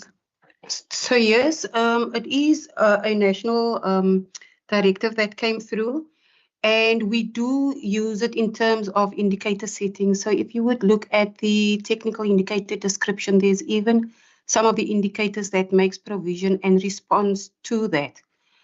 We also report into the provincial government, the Western Cape government forum on responding to that directive. Thank you. Thank you very much. And I know why Honorable Mbombo is asking this question. I think she's also very passionate about gender issues, and especially when it comes to women. I did flag as well the unemployment figures that are showing that, you know, women were the highest affected by this. But I think it's also very important from my side as a chairperson to say that I think there is a need to also as a department to look at that aspect, because I think our mothers cannot be so heavily affected by this unemployment. If there are needs to really assist, please do assist women in that regard. Thank you very much. Yeah, we are now going over to Freeport Saldanha to answer the questions that were asked to them, and followed by Atlantis Special Economic Zone. And then once they have really exhausted their answers to the questions, then we can do a follow-up, and then we move to Atlantis Special Economic Zone's presentation. Thank you, Chair. The first question was related to the leases that we referred that were concluded after the end of Q1. And for 3 entities, the first one is an entity called EOT Solutions, which is involved in the production of mining equipment and services, and then the process of moving into one of the buildings. The second one is an entity called GenWest, which is expanding into the SEZ. It's operating currently in a variety of buildings, but they are increasing their capacity and introducing a new product line. So as an expansion, it's now being incorporated. We've provided a larger facility for them for their expansion needs, and that is in the steel fabrication sector. And the last one is an entity called Alkelp, which is an entity that produces alginate, which is used in a variety of applications in the food and chemical space, which is occupying 2 buildings, which are smaller buildings, around 1,000 square meters each. But those 2 buildings are being taken over by them. And the process we've been following, Chair, is we have just been announcing the signature of those new leases, but and preparing a more strategic communications program as they move into site and they bring equipment and then they launch. And we will obviously be inviting members of the committee to those launches. The second question was to do with when are we going to resolve the issues of the TNPA. I can indicate that there's been a variety of interfaces between the Western Cape government and national government on this. So the one which is significant is that Minister Mayor has written to Minister Barbara Creasy, and this issue has been raised in the office and it's been elevated. So between the board of Freeport Saldanha, ourselves as management, and the department, we are chasing that. So at the moment, timelines. I have a weekly engagement with TNPA on Tuesday mornings, and I asked specifically for when their TNPA Exco will sit on this. I will get an answer in the course of this week, hopefully before Friday. But the intention is for it to be, it's imminent, which is when this decision can be made. And then in respect of the 2 board seats that are imminent, in respect of the TNPA, we have verbal indication that from the Minister of Transport, that they have identified the person that would sit on the board, but that has not been communicated in writing. We don't also know who that person is, but it would appear to us, and we keep following up, that that matter will be closed soon. The DTIC, we have the name now, but also they haven't put it in writing in response to the questions that have been raised from the Minister's office. So I expect that that matter will be closed soon. And the last question was to do with the shortfall or the remedial action plan regarding the shortfall in revenues that we project to the end of Q4 2025-26.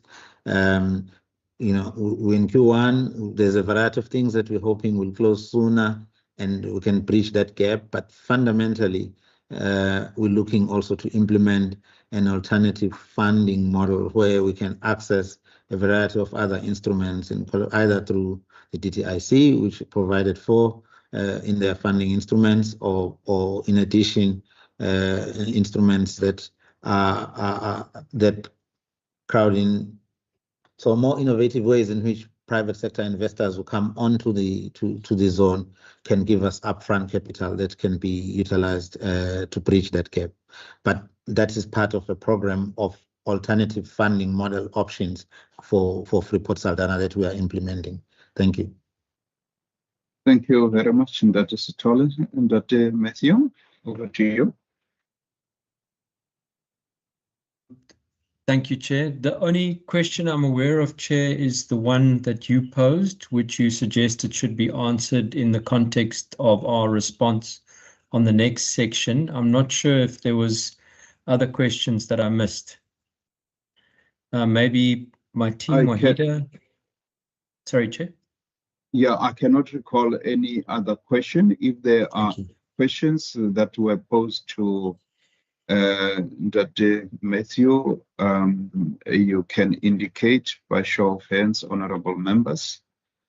Going once, going twice. I take it. Oh, Honorable Ngondlo. Honorable Ngondlo. Thank you, Chair. I think Mr. Stolle had partly answered me around, I think, the funding issue, because the last time I think we had engaged with Freeport Saldanha, amongst others, was the challenge of funding, and also DTIC also indicating, limitations, as we know, in terms of the national purse, that the money is actually, no longer there, we are financially constrained. So I was interested to know, to the extent at which this particular problem, and I'm asking this for both Freeport and Saldanha SEZ, because part of what we have been told by the colleagues the last time, which I would want them to speak on, because I could not hear it in this particular quarter, is the fact that they would be sitting with a pipeline, of projects being at, at those stages of engaging with the different investments. And others, you have the challenge of the top structure that is supposedly to be funded by DTIC, and there was this challenge of funding.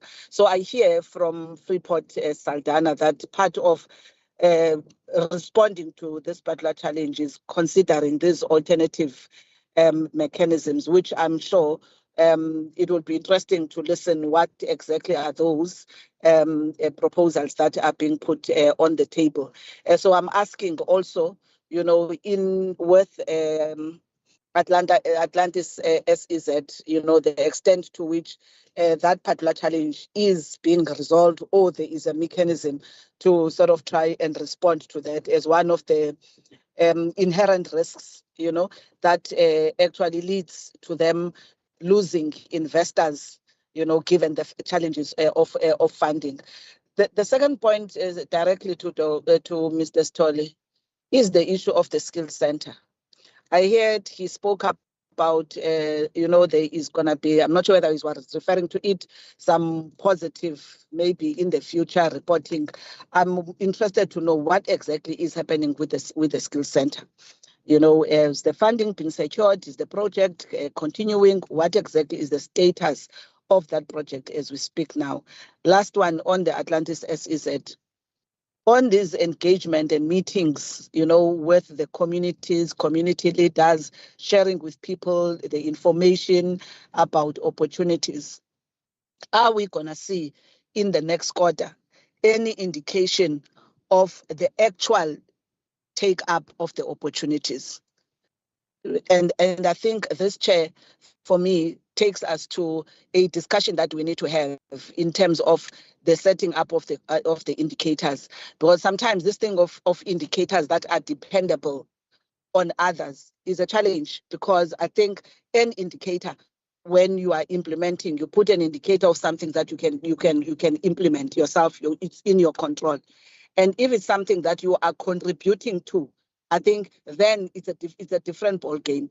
But I think it's important that this is a conversation maybe we take up in future sessions to look at some of these indicators, because it's important for me to get to a point where we look at things that our entities, including our department, are able to set targets of things that are within their control. And if we're talking about some things that are required in the ecosystem for them to contribute to, then we can be able to separate such indicators. But I just wanted to leave it there, Chair, to just understand at this point, beyond just people having the different engagements with them, what is the uptake of opportunities by the locals, that we would be able to see as a result of the engagements.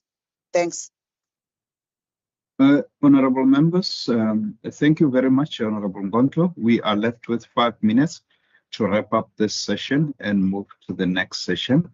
So I'm going to allow Dr. Stolle and Dr. Kalinen 2.5 minutes each to respond to the questions. Thank you. Over to you, Dr. Stolle. I see you first. Thank you very much, Chair, and thank you for the questions, Honorable Ngontlo. I just want, the first one is an issue around funding.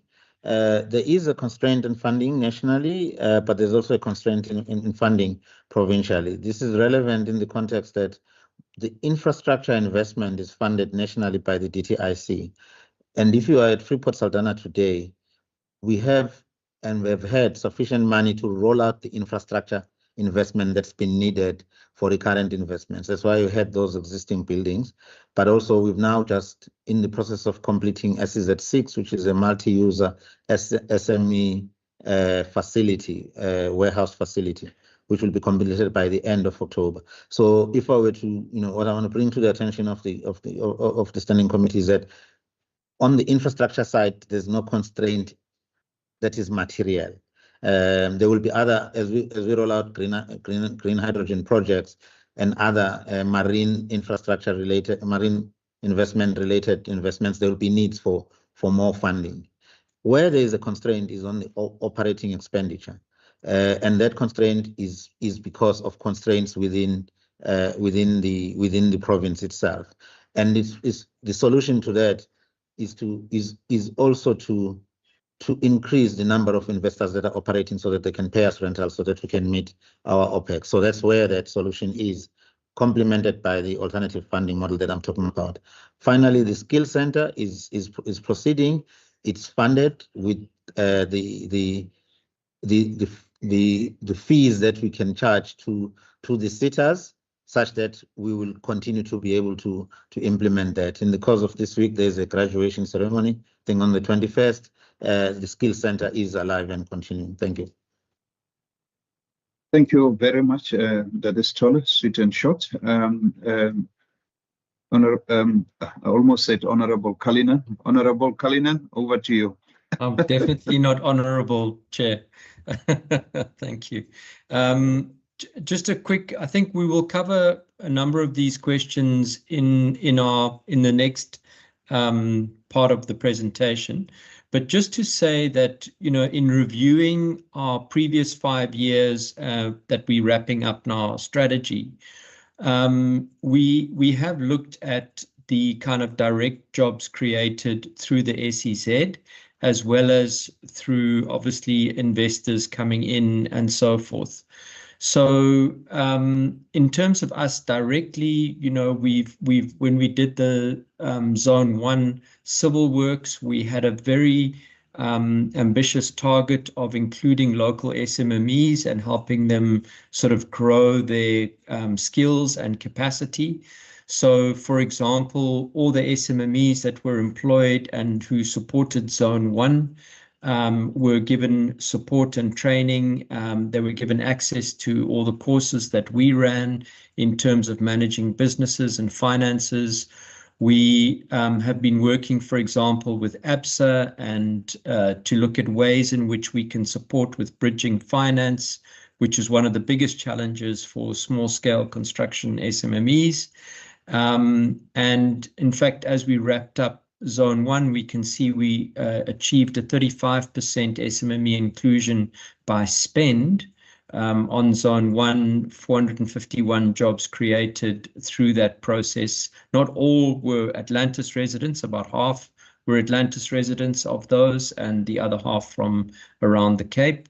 But those sort of figures we have looked at and can report on, Chair. And then obviously when we're looking now as we get up and running and we're putting in certain systems like our security systems and our maintenance and so forth, there again is an opportunity for us to specifically engage and work with local companies to help them grow and develop. It's not always straightforward. It's a very challenging process often. And one goes in sort of 2 steps forward, 1 step back at times. but it is something that we are committed to in the long term. And I think, Chair, the role of that unit are with the community stakeholder and the skills and the enterprise development unit is that we are working very closely with all these players on these different programs and understanding where the challenges are and then trying to develop appropriate responses, like, as I said, working with ABSA, for example, or looking at where we can put together programs in partnership with the Western Cape DDAT or with the City of Cape Town. And a lot of their programs already tackled these key issues like supply chain issues and so forth, or being able to respond appropriately to things like tenders and so forth. But we can go into a little bit more detail when we respond. Yeah, I hope that answers sufficiently, Honourable Member Nkondlo. Thank you, Mr. Cullinan. Honourable members, I am going to excuse the Department of Economic Development and Tourism, as well as Westgro and Saldanha SEZ. But before we do that, I would also ask maybe the HOD if she wants to make closing remark. But obviously, before she does the closing remarks, the following officials will obviously remain online for the agenda item number 3. That is Matthew Cullinan, Ms. Wahida Said, Ms. Fredelaine Williams, Ms. Dil Nawaz Jacobs, Ms. Asanda Force, Ms. Joyce Mudipa, Mr. Rashid Tofi, I think it's Dr. Rashid Tofi, Ms. Joanne I. Johnson, and Ms. Ilse van Schalkwyk. So I see the HOD is remaining as such, but I think the HOD, if you want to really do closing remark on the department side, and then obviously we're going to get into the entity, and Westgro and Saldanha SEZ can also do that, and then they can be excused. Over to you, HOD. Thank you very much, Chair, and just to the Standing Committee for your oversight, your robust oversight, and just thank you to my team for and the entities that have been involved in the last 2 hours answering the questions. We look forward to the resolutions, and I think as required by the committee, we will send some additional reports, one on exports as well as on the analysis of the employment stats.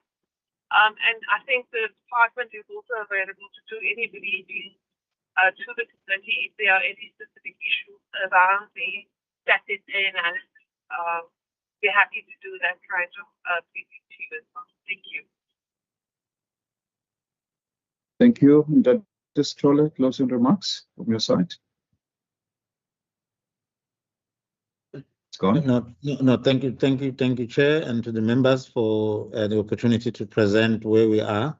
We will continue to seek your guidance and support as we roll out the recovery plan and drive the implementation of Report Saldanha as an SEZ. Thank you. You, Dr. Stoller. Thank you, and to the members for the opportunity to present.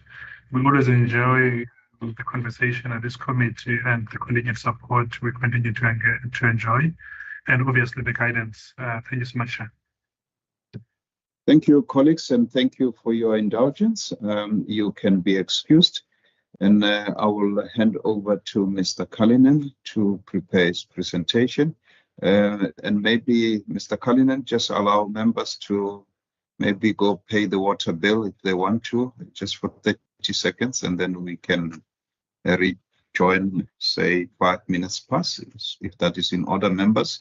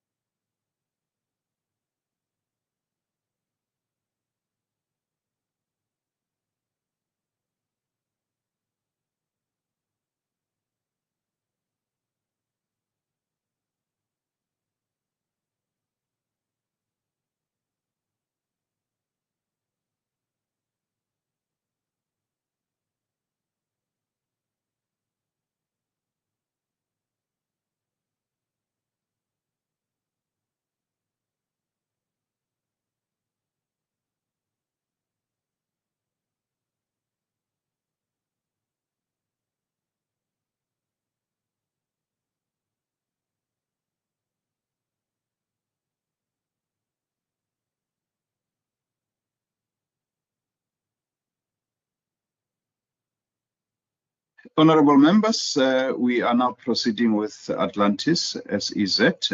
Over to you, Mr. Cullinan.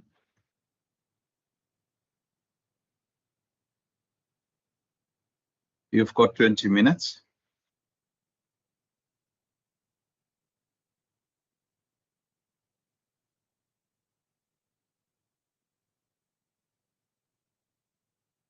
Oh, he's still paying the bills.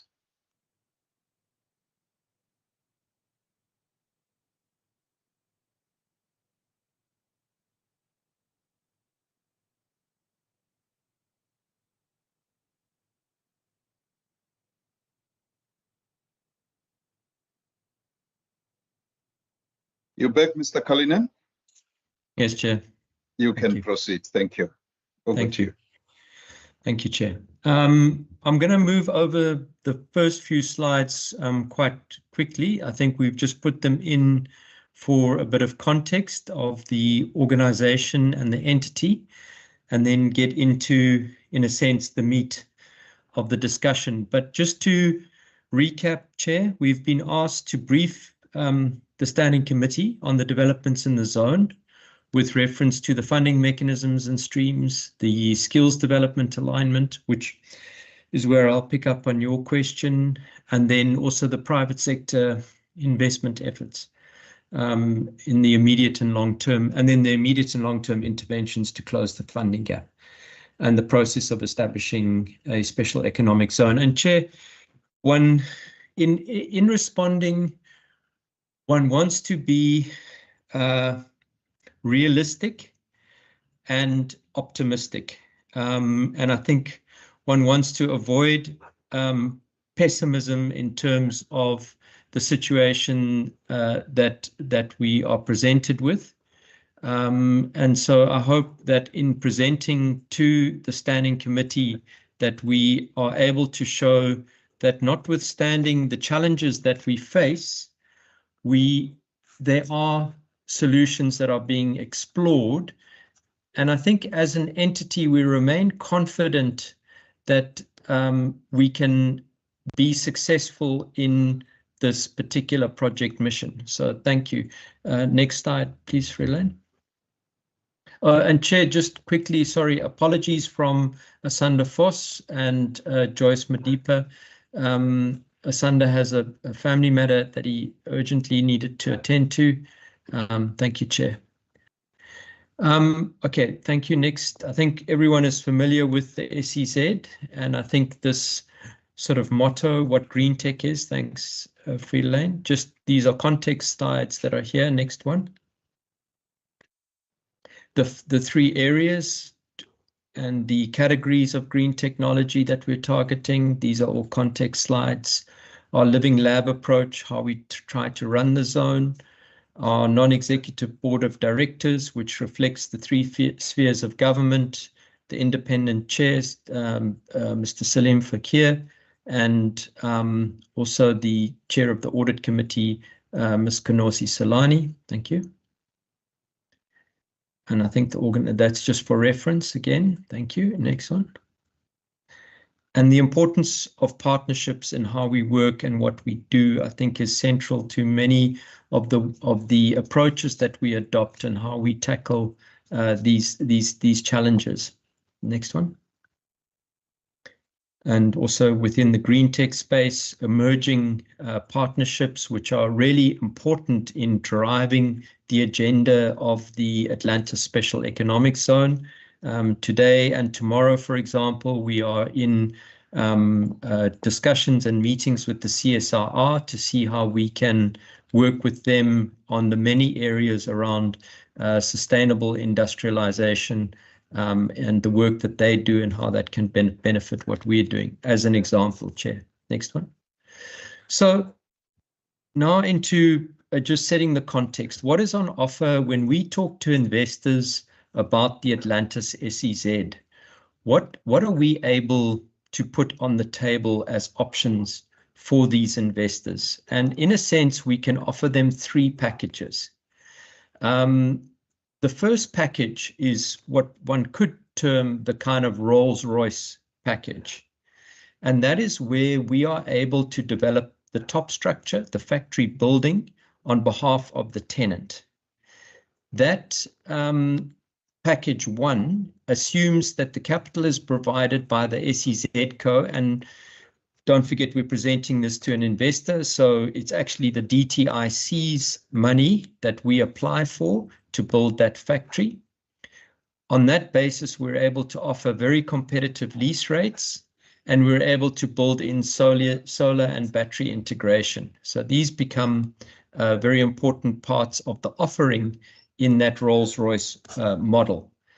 In the absence of funding for the top structure from the DTIC, we then need to look at package 2. Package 2 then basically says, okay, we've got the civil works in place. So if you take a building, for example, one of the zones, we've got the layout in terms of all the streets, the sewerage, the electricity, the water is all there, but we're unable to build the factory. So an investor can come in and literally, in terms of what we've now done with Zone 1, tomorrow can start building a factory. All the underlying platform is there with the supporting services. So in that instance, the provision of the green infrastructure utilities is provided by the SEZCO. Then we have package 3, which is where we don't have any funding to do the civils or the top structure, and that's where we have land. So that is the one thing that we can offer, which is land, and that is essentially where the tenant is able to take up land and just do all the development themselves. So those are the 3 packages that, in a sense, we can offer to all investors. And we try and go for package 1 as the Rolls-Royce, with package 3 being a kind of worst case scenario where we have not been able to secure any funding for the civils or the top structure. Thank you. Next slide, Fredelaine. Sorry, Chair, if you could just give me 1 second.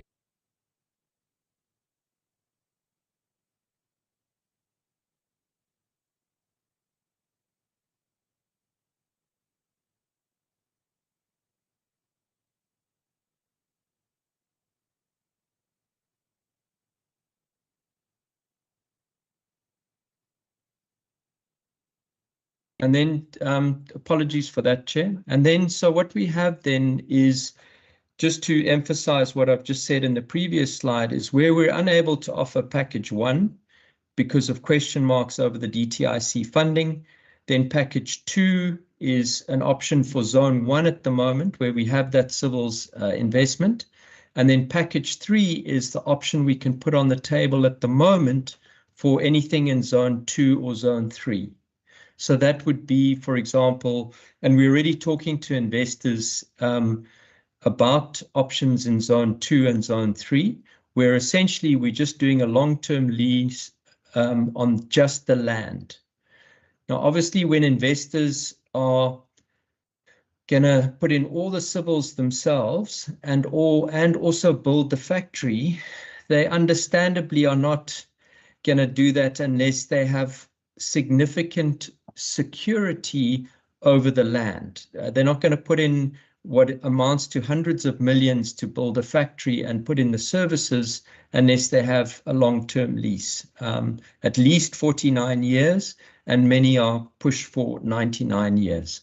So that is the where we are in the absence of any funding. Now, the SEZ program says you can only lease land, and that makes sense if the government is funding the civils and the top structure, because you can't use taxpayers' money for private benefit.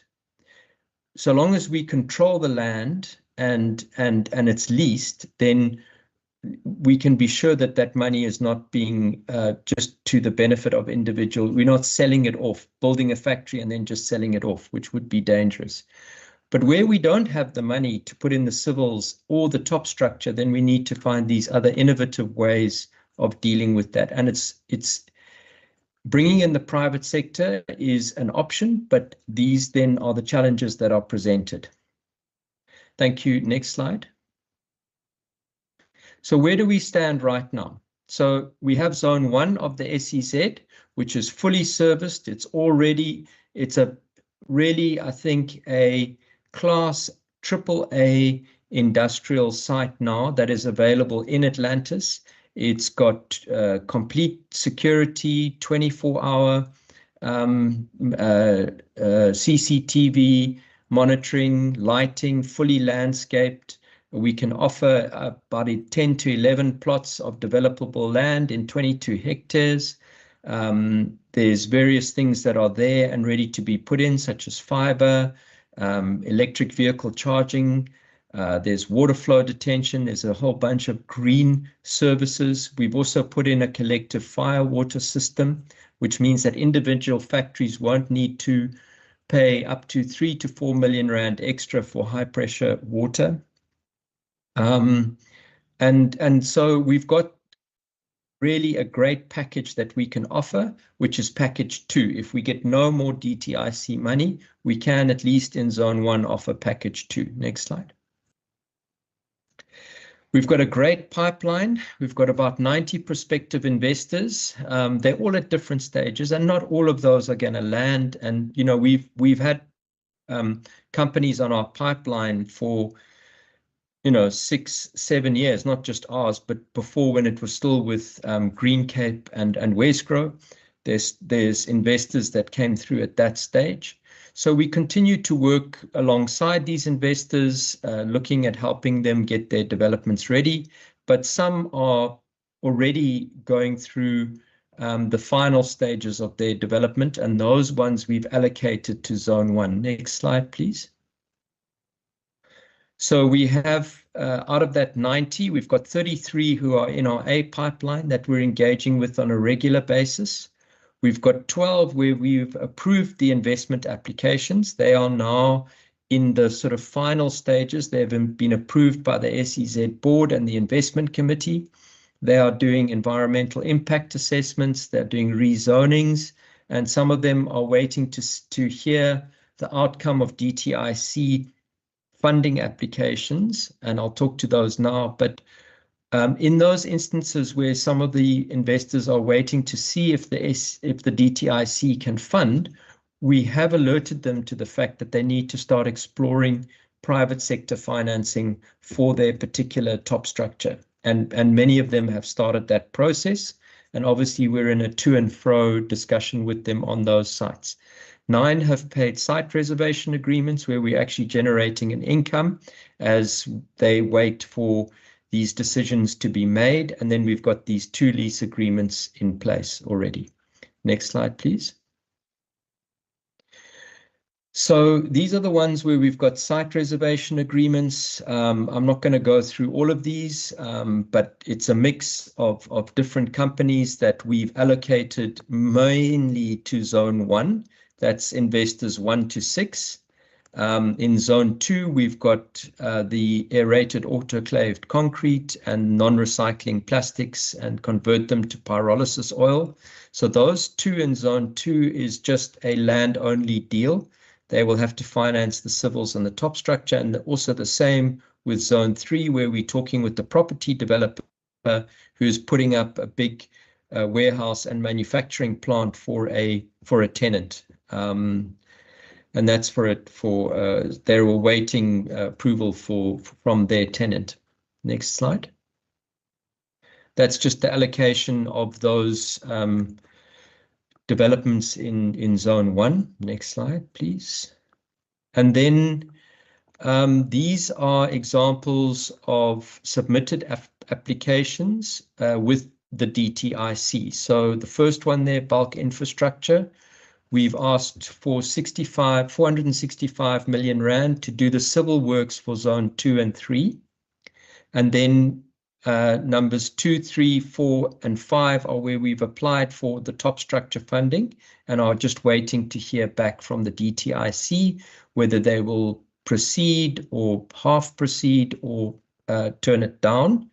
We did meet with the DTIC last week. They did indicate that the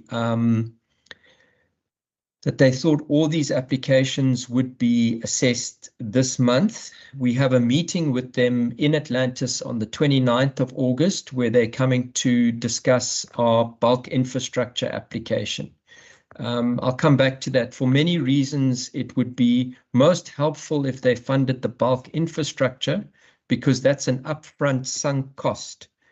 And then it's easier for us to find top structure financing from the private sector if the civil works are already done, similar to what we have for Zone 1. It's much easier to get the financing for individual factories than to get financing to do all the civil works. And that is where they could come to the party. Next slide, please. These are applications that are in the process of being submitted to the DTIC. So, sorry, Fredlane, if you could just flip back to the previous slide. You will see that our funding requirement at this stage is about 1.3 billion, 1.35 billion, leveraging about 1 billion in private sector investment. And the next, back to the next slide.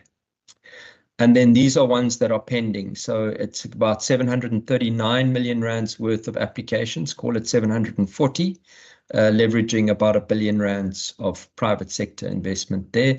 That's just upfront capital. That's not the ongoing operational costs and investments and jobs and so forth. Next slide, please. This is other companies that are in sort of advanced stages and are in our pipeline kind of at various stages of maturity. Next slide, please. Okay, so what does all this mean for us, and what do we do in this current situation? So these are some scenarios we prepared a while back, and I just want to say we've put these scenarios into this presentation. We didn't update them. We did them about 2 years ago. The purpose of putting them in here is just more to illustrate the principle of what we are talking about from an investment and a funding perspective. So if we look on the left-hand side, we've got a best case. We talk there, the Rolls-Royce. If you remember, I mentioned package 1 as our kind of Rolls-Royce package. So the best case scenario is where everything is done by the DTIC in terms of DTIC funding, all the civil works, all the top structures. That is the Rolls-Royce. That's the old style SEZ model that we used to have. That's no longer possible. But if we assumed everything was done according to that, then we ran a scenario which said how soon would we be able to break even as an entity if that was the scenario? Then right on the other extreme, the worst case is the land only. So you'll recall I mentioned package 3, which was where we only had the land and we had to just make a deal on the land only.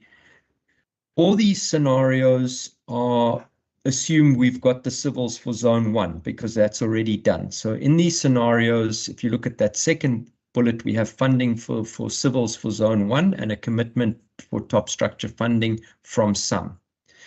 What we then came back to in our scenarios is what we called the pragmatic or hybrid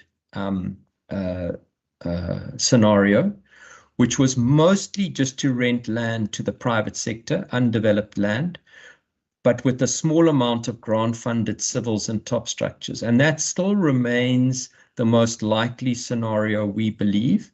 We believe the DTIC will be able to fund some of our requirements and needs, and they openly state that their intention is to fund all of it if it meets their criteria. But we're just trying to be a little bit realistic in terms of where we meet them and where they meet us. Next slide, please. So those scenarios, we ran them, and I'm not going to go into the details here, but just if we can go to the next slide, Fredlin. But that hybrid one that we spoke about suggests that we can break even as an entity, that the point at which we break even is going to be pushed down the road a bit In other words, we may be looking at 2030, 2031. So in a nutshell, the less money we get from the DTIC, the longer the provincial government will need to fund us as an entity. And that's the trade-off. So if we can only do the land deals where it's unserviced and we just having to lease that to the private sector, then in a sense we're having to forego the benefit of that full development, the Rolls-Royce model, and the income of that coming into our pockets.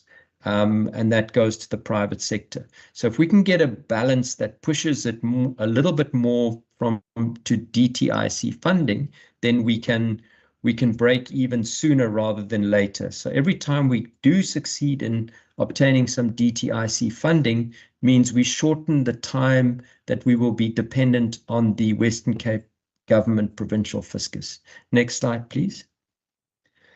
So given this scenario, we've looked at also what we can do as an entity to generate revenue. So notwithstanding the DTIC funding, how can we find creative ways to generate income?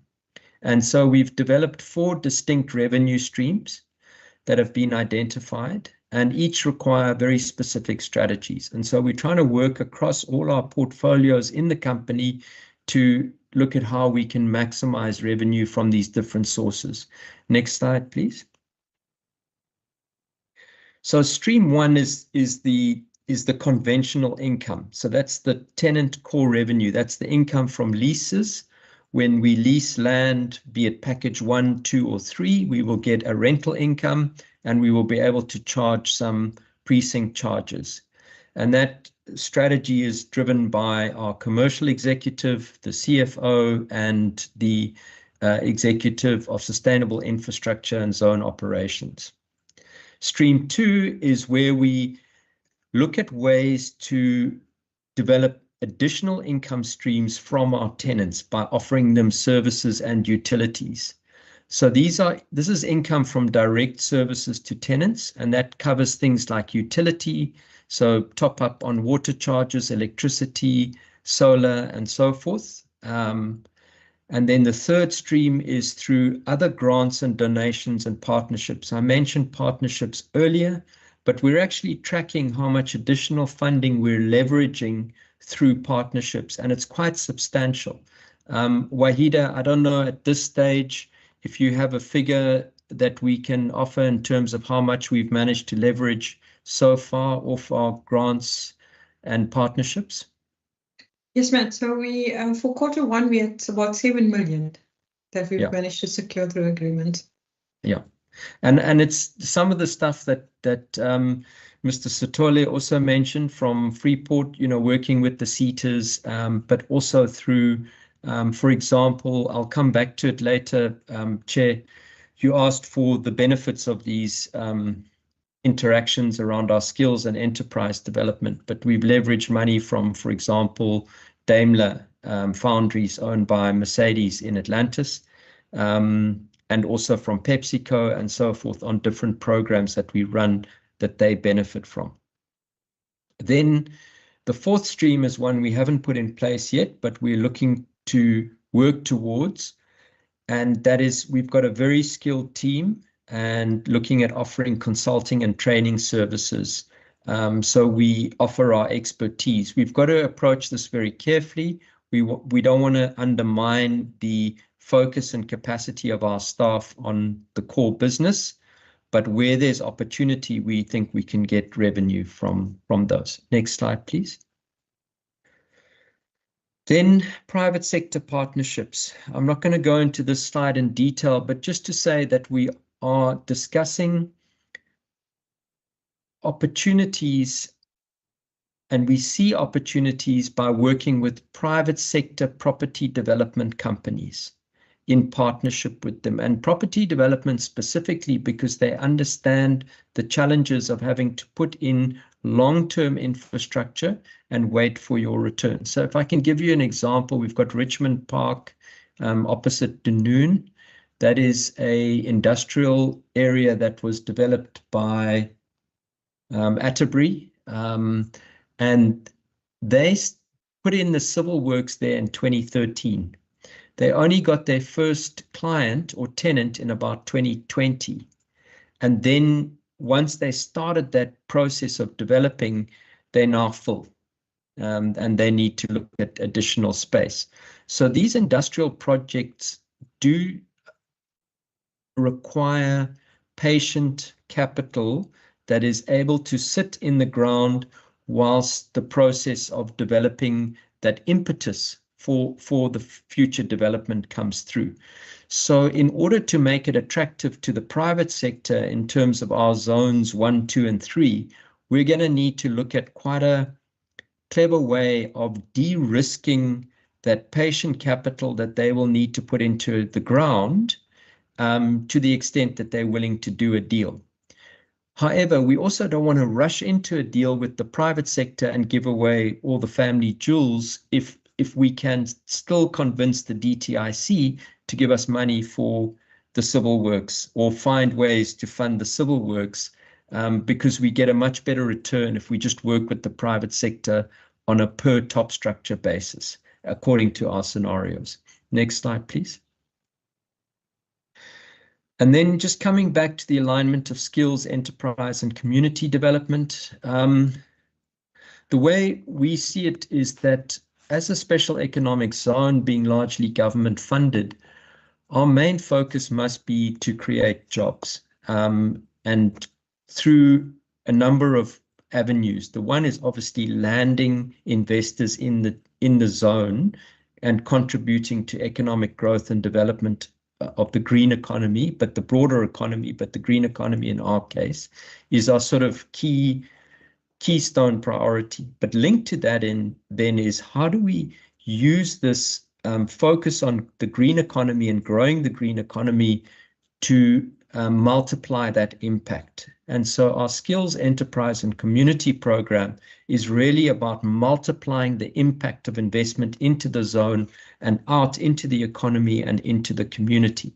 And that's really about putting the social into the ESG. Next slide, please.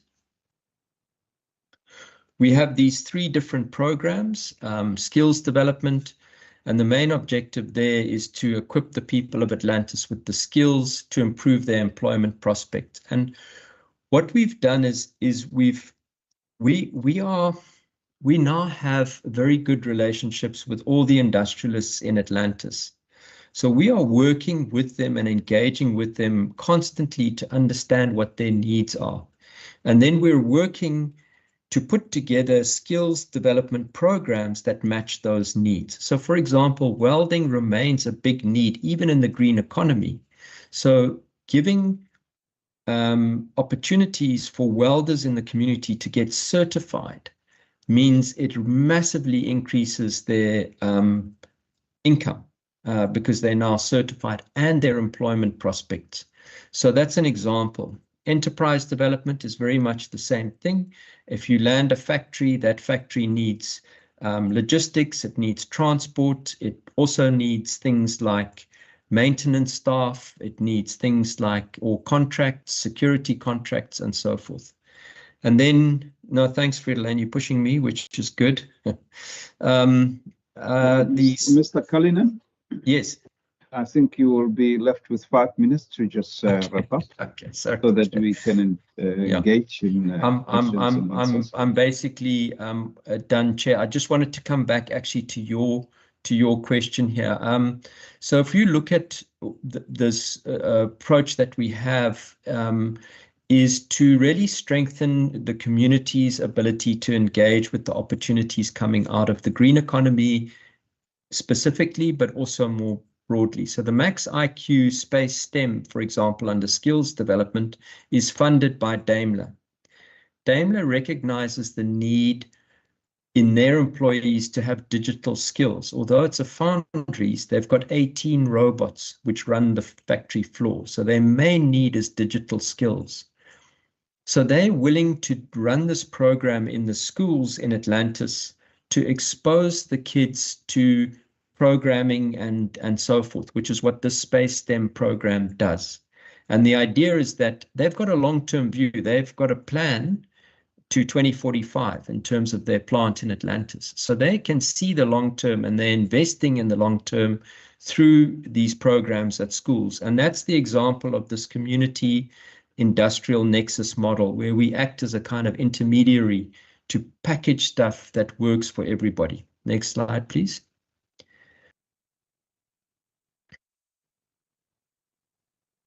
And again, these are the partners that make it possible across these different areas of our work.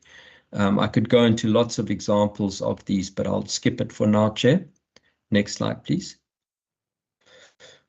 Thank you. If I could just quickly, Chair, ask Wahida or Fredelaine or Deal Nawaz if they have anything to add from their side that I might have missed.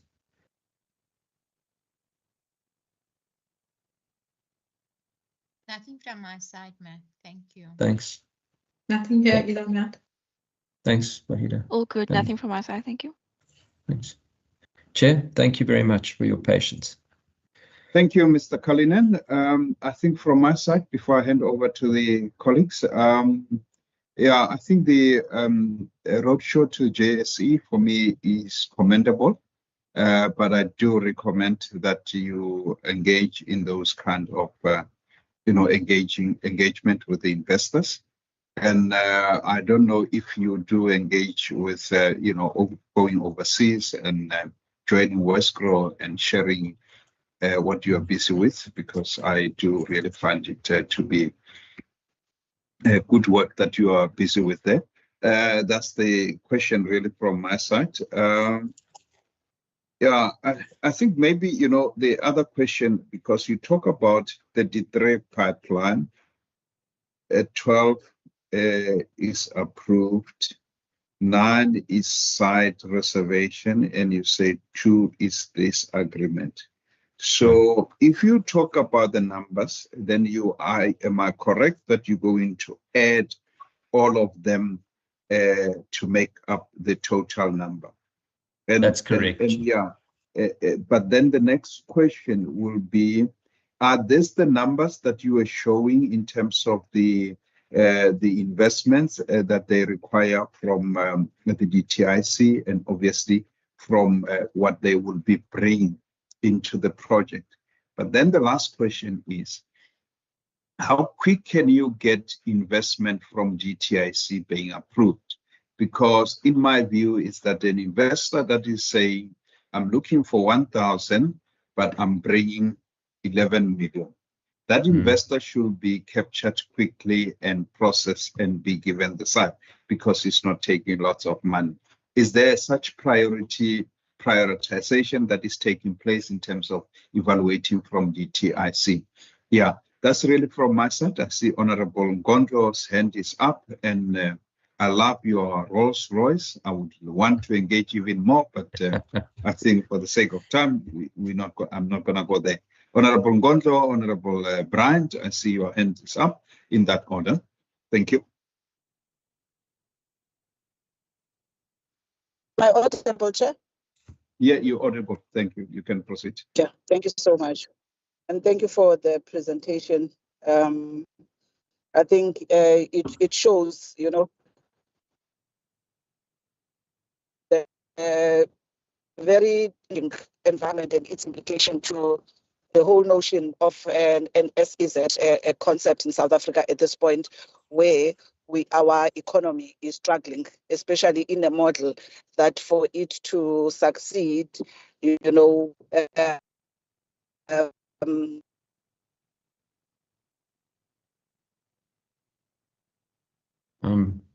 I'm sorry, Chair. I think we lost Honorable Ngondlo.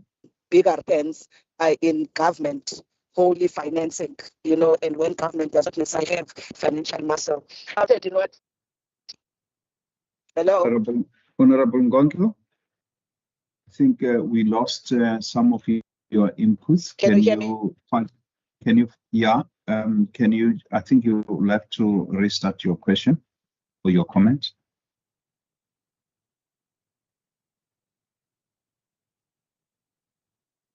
Can't hear you. Honorable Brandt, I think you can go, and then I will take Honorable Mbandla later. Thanks very much, Chairperson, and thank you to Mr. Cullen and the team for the presentation. I'm going to be quick because I know we've only got 20 minutes left and we still have to have answers. But I think mine is just to say congratulations and well done for all of the work that's being undertaken. You know, this isn't meant as an affront to the Saldanha Bay SEZ, but I do really think that what's happening in Atlantis is really streets ahead at the moment, and particularly the focus on energy and renewables.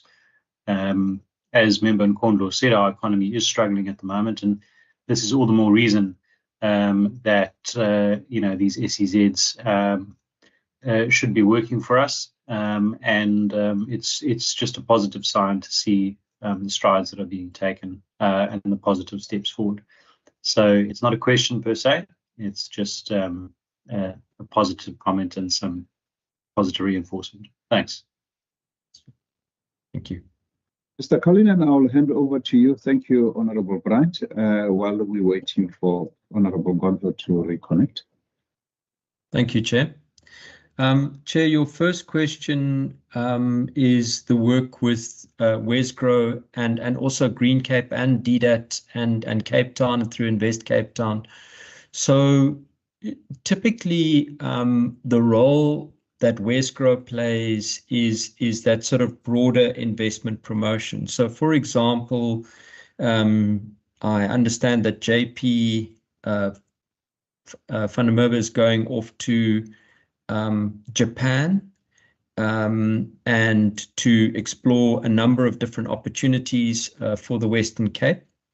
So in doing so, he contacted us to ask if there were any specific companies or opportunities that from an SEZ perspective he could help pursue whilst he's on that trip.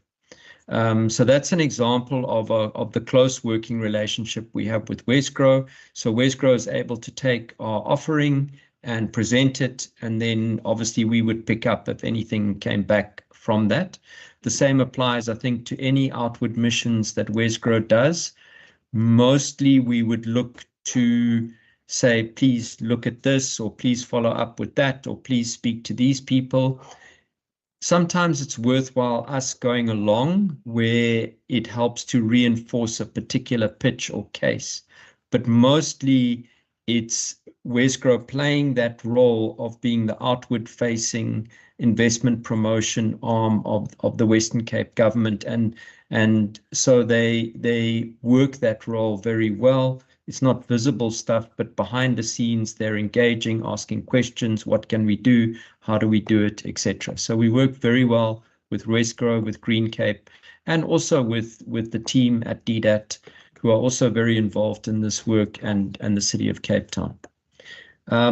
Then just to, yes, confirm, Chair, that in fact the two lease agreements are the signed ones, and then the 12 sort of investors in process that have been approved. Of those 12, 9 have a site reservation agreements, and they form part of the 33 A pipeline. So just to confirm, but the 2 lease agreements stand on their own. They kind of, once we hit lease agreement, then we banked, as it were. Although I have to say that although we've signed those 2 lease agreements, the refurbishment and building of those factories is still in the final stages of being wrapped up. So we will see the lease income coming through a little bit later.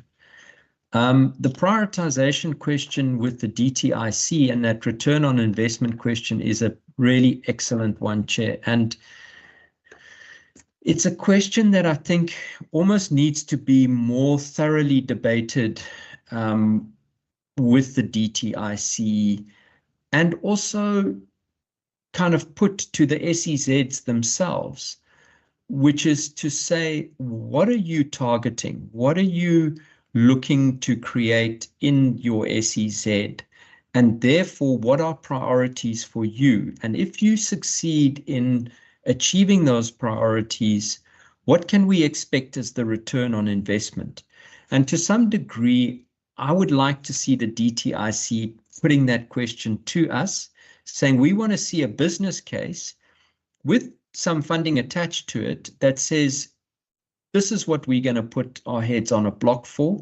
If you can fund us to do this, then this is the return that we would expect, and not fund all up front, but in increments and then as milestones are met. So the short answer is that at this stage, there's no clear method of prioritization, and it is a real challenge with the way that the SEZ fund works, because we do not know who the members of the fund committee are. They keep it secret. We do not know the outcomes of those meetings other than where they've looked at our projects. So we don't know what other projects have been looked at, and it's not made publicly known which projects have been funded. You only know which of your projects have been funded. So I do think that there is some openness that would really benefit the situation if it were to be brought in. But I think by and large, Chair, what they have said is that they want to see shovel-ready projects. In other words, they're saying only come to us with an application when your project is ready to go, subject to this funding you would get from us. And those are generally the projects that we've submitted to them, Chair. And then, yes, so I think I've answered all those questions, Chair. That's it. Questions? Honorable members, are there follow-up questions? I see Honorable Constable. I don't see any other hand. Over to you, Honorable Constable. Chair, thank you very much. Chair, I think my question, maybe I must keep it for later, but the question really is, for how long did this government support and fund the SEZ, and how do we foresee that the SEZ will be sustainable on its own, or are we going to support this SEZ as long as it exists, or is there a time frame for the SEZ to be self-sustainable?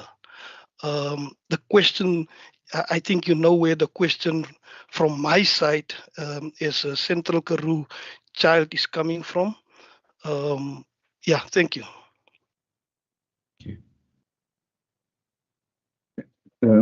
Over to you, Mr. Kalina. Thank you.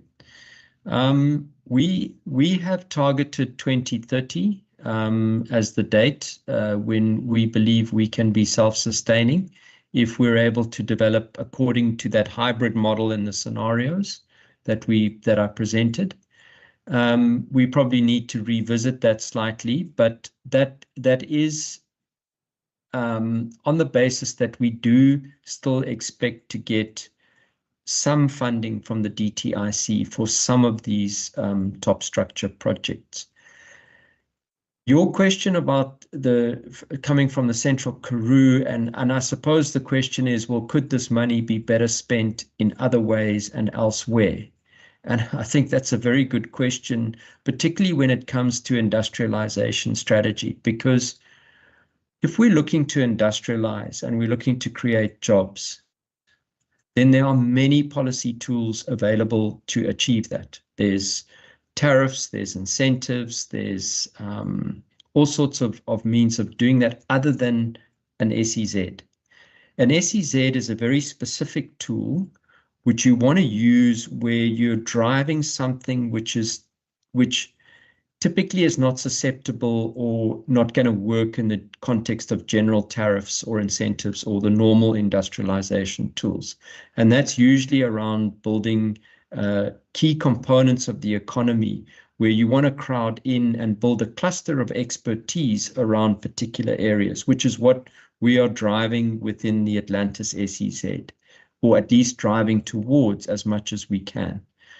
the South African Renewable Energy Master Plan very much outlines the methodology that the Atlantis SEZ is working with. So from a national perspective, we see ourselves as supporting and linked to the South African Renewable Energy Master Plan as far as that cluster of work is concerned around wind, solar, storage, and to some degree, new energy vehicles or EV vehicles. And that's why I believe that an SEZ in this instance makes a lot of sense. I don't know if that answers your question, and maybe I'm reading more into it than you intended. I don't know. Honorable Constable, are you answered? I'm partially answered, and thanks for your honesty, Mr. Matt. I think we will have another conversation. I will come and visit you for a cup of tea. Okay, I look forward to that. I always enjoy good conversations.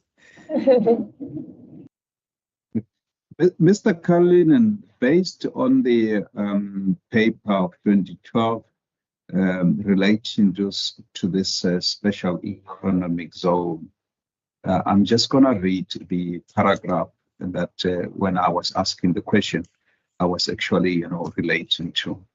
It says that successful special economic zones regimes are characterized by the provision of comprehensive support systems that go beyond the provision of world-class infrastructure and include all other key inputs to successful industrialization, such as strategies for the development of human capital, logistic, technology, research, and development, business incubation, and other measures for the promotion of the small and medium enterprises. So I think the question is, where are you in this context? If you got to be, scale out of 10, where is Atlantis at the moment? Wow, that's a tough question, Chair. I think in terms of our ambition, that would capture our ambition well.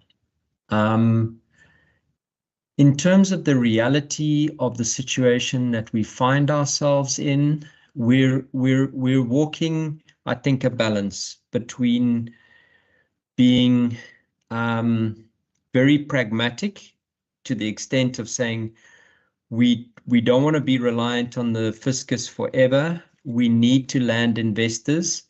Let's get investors here. Let's give this government confidence that we can make this work. So I think that's part of our sort of burning ambition right now. We understand that there's a lot of concern around SEZs. We understand that there's a bit of skepticism, or not a bit, a lot of skepticism in this space. And we feel that if we can just maybe get a little bit more momentum going, that it will release a bit of that tension and pressure.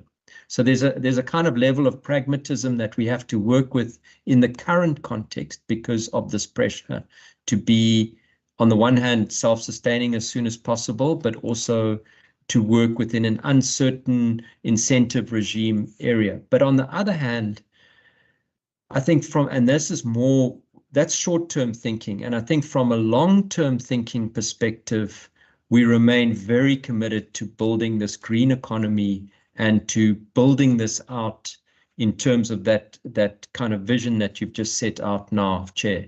And I suppose it's about short-term gains to get the ball rolling versus longer-term ambitions to stay the course of building this green economy. It doesn't answer your question. I know I didn't give a number, so sorry. I see Ilse's hand is up, but I just want to reiterate the projects that I see really as the projects that really are giving you, I wouldn't say value for money. I mean, the aluminium project They are looking for 255 million, and they are putting down 255 million. You look at the ultra high temperature, I don't know, it's looking for 45 million. They put in 356 million. And their rated project is looking for 224 million, and they are putting 408 million. Yeah. Yes. And some of those we have gone back to scale them back a bit relative to what they are bringing to the party. So that I should have mentioned that is part of the engagement also with the DTIC, where we're saying, look, this is a bit overscaled given what you're bringing. Can we sharpen our pencils in terms of just bringing your core, your request to the DTIC back into more realistic alignment? So that's a very good point you're making, Chair. Yes. I think, yeah, so we have been asked in the past by the DTIC to prioritize our projects, and we have gone back to say that getting the money for the civils for zone 2 and 3 would remain our biggest win, because as I said, once we've got that long-term patient capital in the ground, we can then find individual private sector financing for each factory. It's much easier to do it on that basis.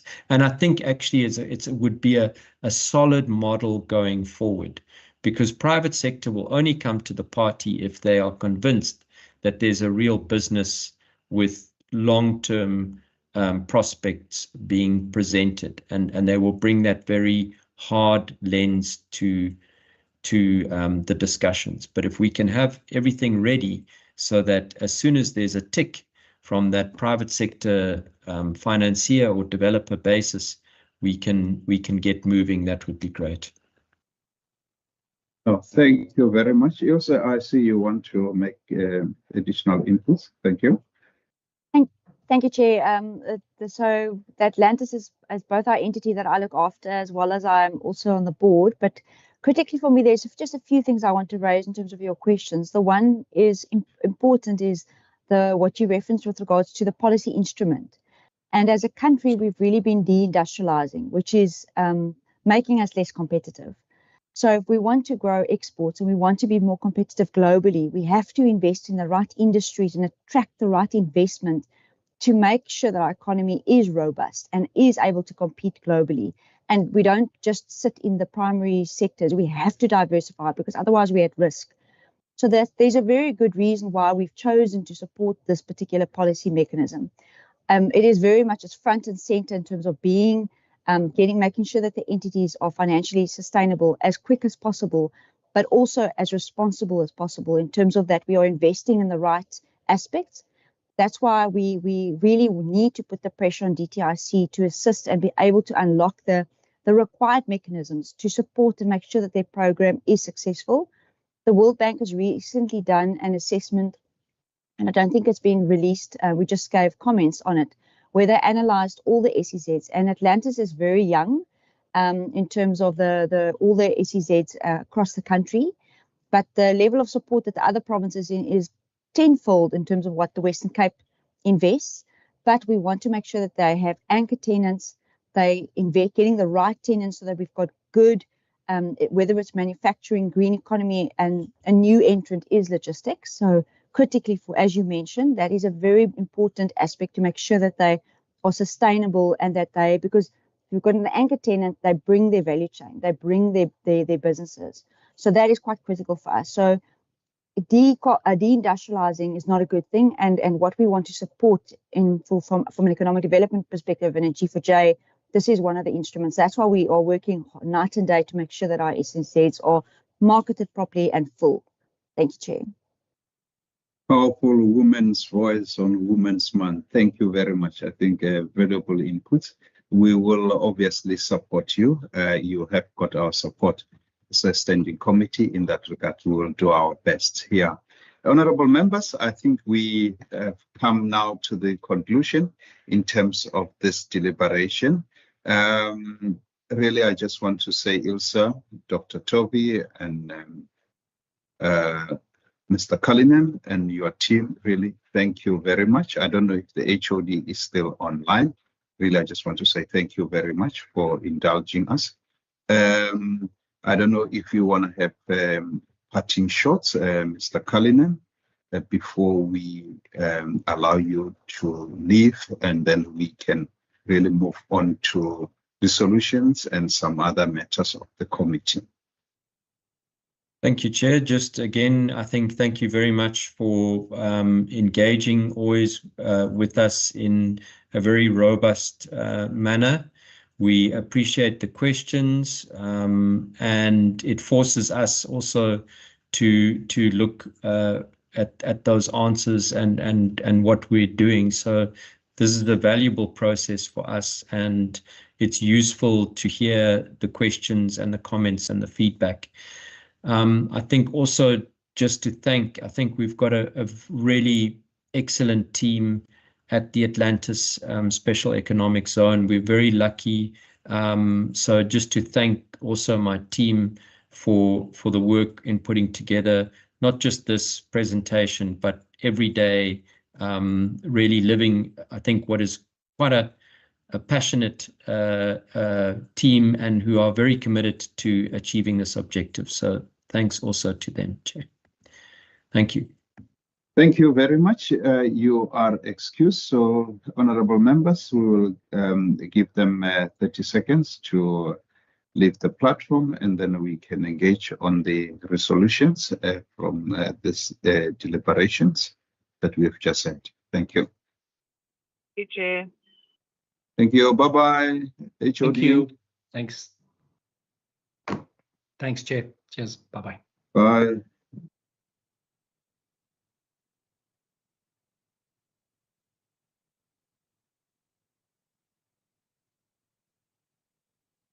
Honorable members, we move to resolutions.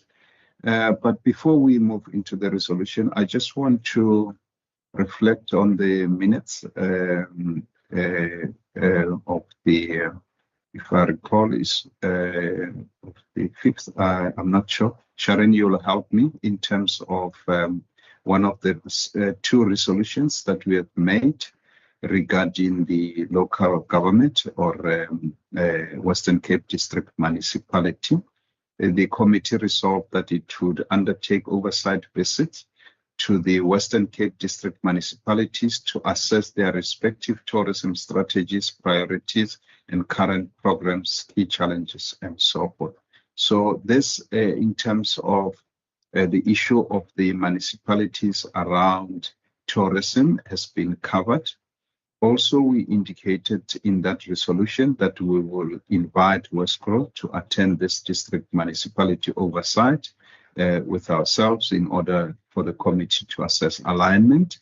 And thirdly, we said we're in collaboration with Committee on Local Government, Environmental Affairs and Development Planning, we will engage the Department of Local Government and relevant district municipality on the state of local economic development capacity at municipal level, particularly in terms of staffing, investment readiness, and project implementation. So I just want to reiterate that the aspects that were asked earlier regarding the LED and tourism or investment has been covered in terms of the previous resolutions.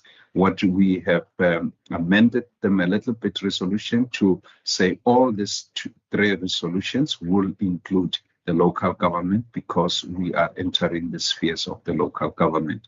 So that's on the resolutions, colleagues. But further, I would like to call for resolutions if there are any coming out of this particular discussions. From my side, I do think that we definitely need to write a letter to DTIC pertaining the support at a policy level in terms of the SEZ around, especially the issue of policy alignment to consider, increasing their support to this SEZ that are, in the Western Cape. They did mention to us, both of them, in terms of the struggle with the revenue and obviously the inability to raise bigger capital to ensure that they continue with the SEZ. So that's really my resolution that I have got noted. I note the hand of Honorable Stoffel and Honorable Constable. Honorable Stoffel. Thank you, Chairperson. Am I still audible, Chair? Yes, you are audible. You can go ahead. Thank you. Thank you, Chairperson. Chairperson, I want you to assist me in terms of formulating this resolution. Chair, there was this issue of jobs versus the state SA. Now, I think in order for us as African National Congress to be more comfortable to say with the statement that was been given to say there was not real job losses within the Western Cape, especially within this department. So I think we need a proper discussion as a committee and also have State SA to come and have a presentation for us on that.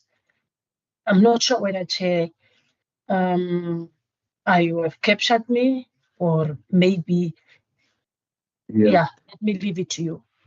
I think I have captured you. So remember, there's two items that the Stats SA report. There's a quarter to quarter that the Stats SA report on, and there is a year-on-year report that they provide. So on year, Western Cape has shown a growth, but quarter on quarter, it has shown a decline because of seasonality.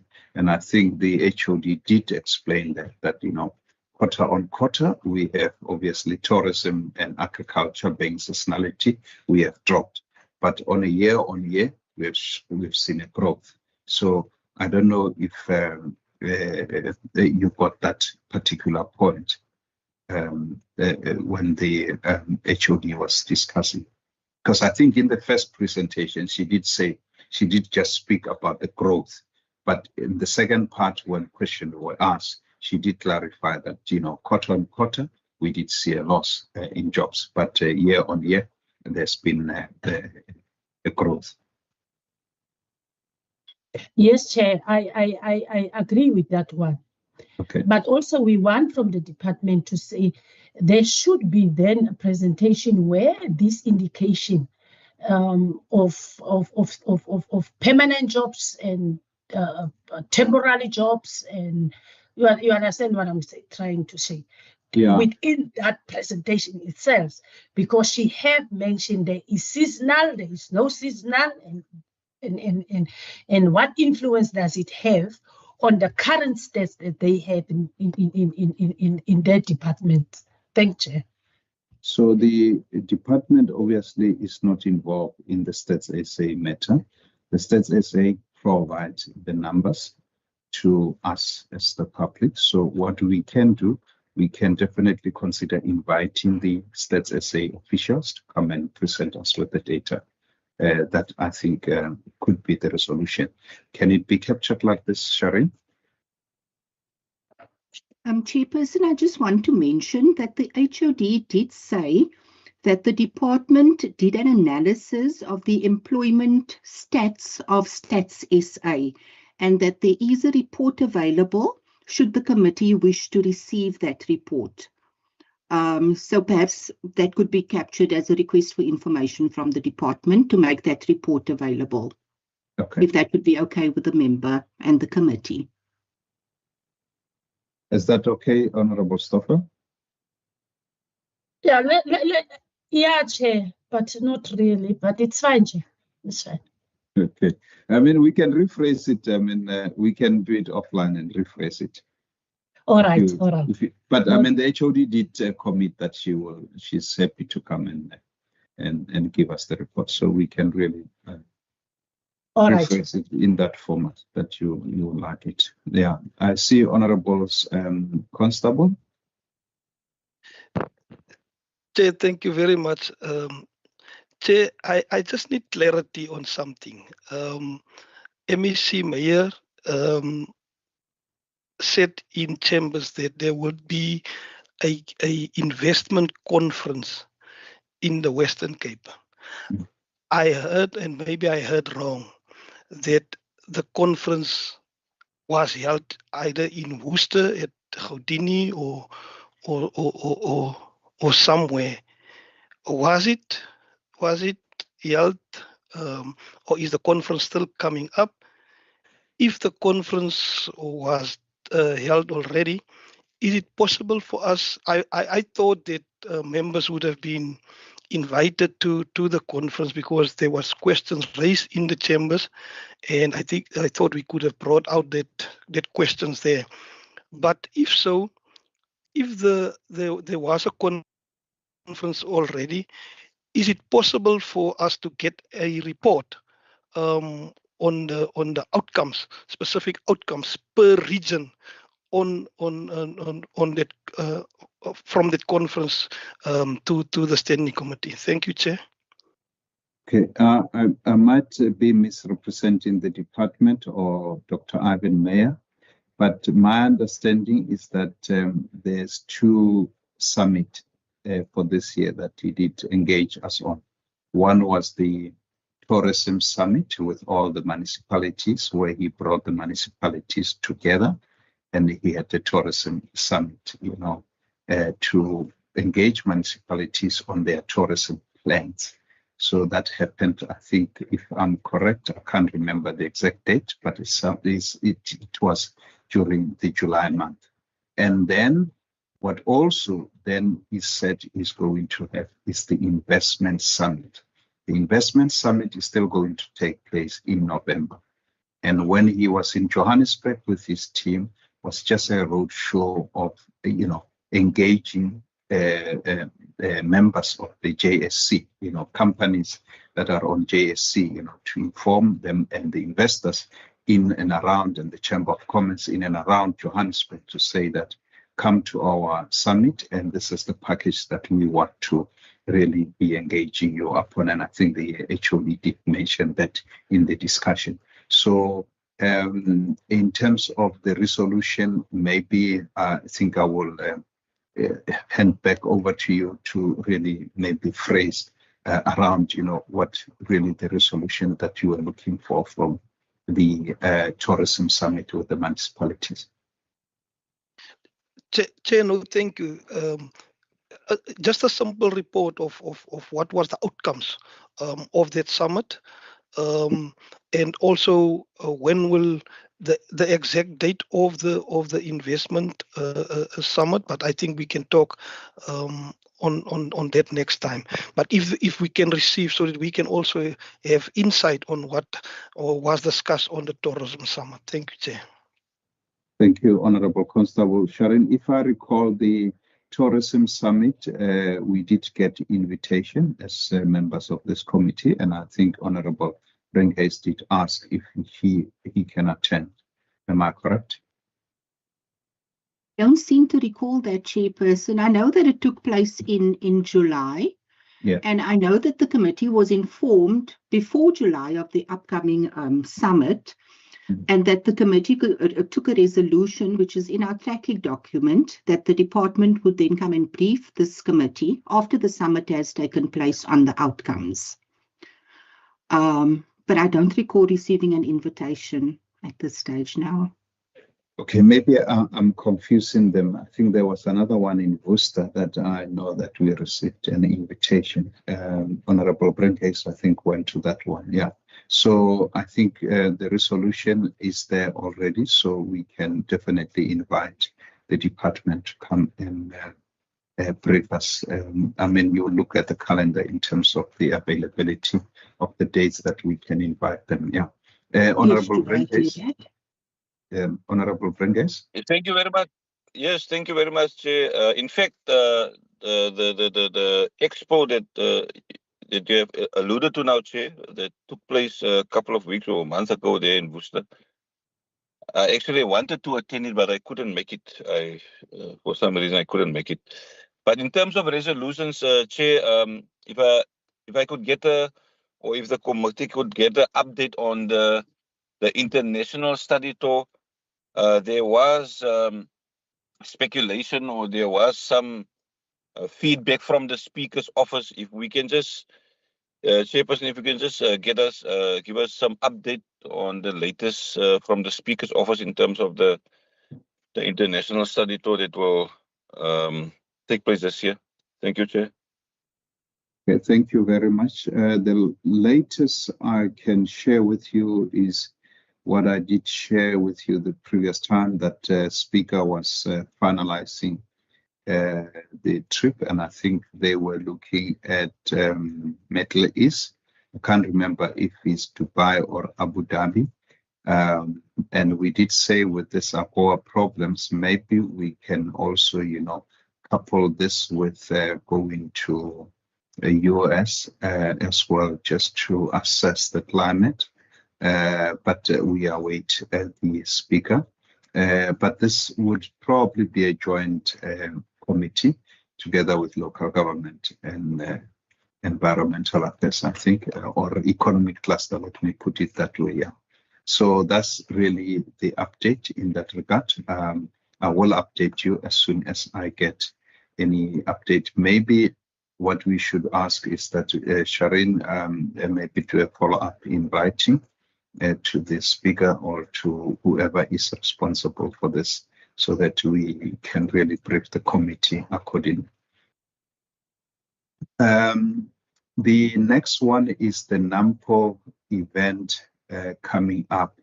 So I did speak with the procedural officer, with Shireen, to indicate that maybe we can undertake a oversight visit to NAMPO. Yeah, and I think it would be a good idea that maybe we meet with the management of NAMPO just to provide us with an overview of what they do, what the economic benefits of the NAMPO Cape is, and so forth. And then we can stay over and then drive back the next day. But at least, be able to spend the whole day at NAMPO and at least leave the next day, maybe around 12 or so. So I did discuss with a procedural officer. The event starts, I think, the 10th or finish the 11th, somewhere there. I can't remember.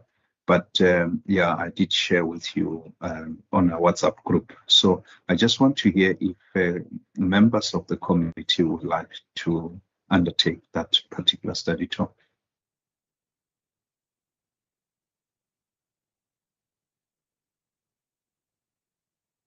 I take it there's no objection. Any objections? No objections. No objections. Am I correct? What your hand, Honorable Bringhays, is it legacy hand or is it an objection hand?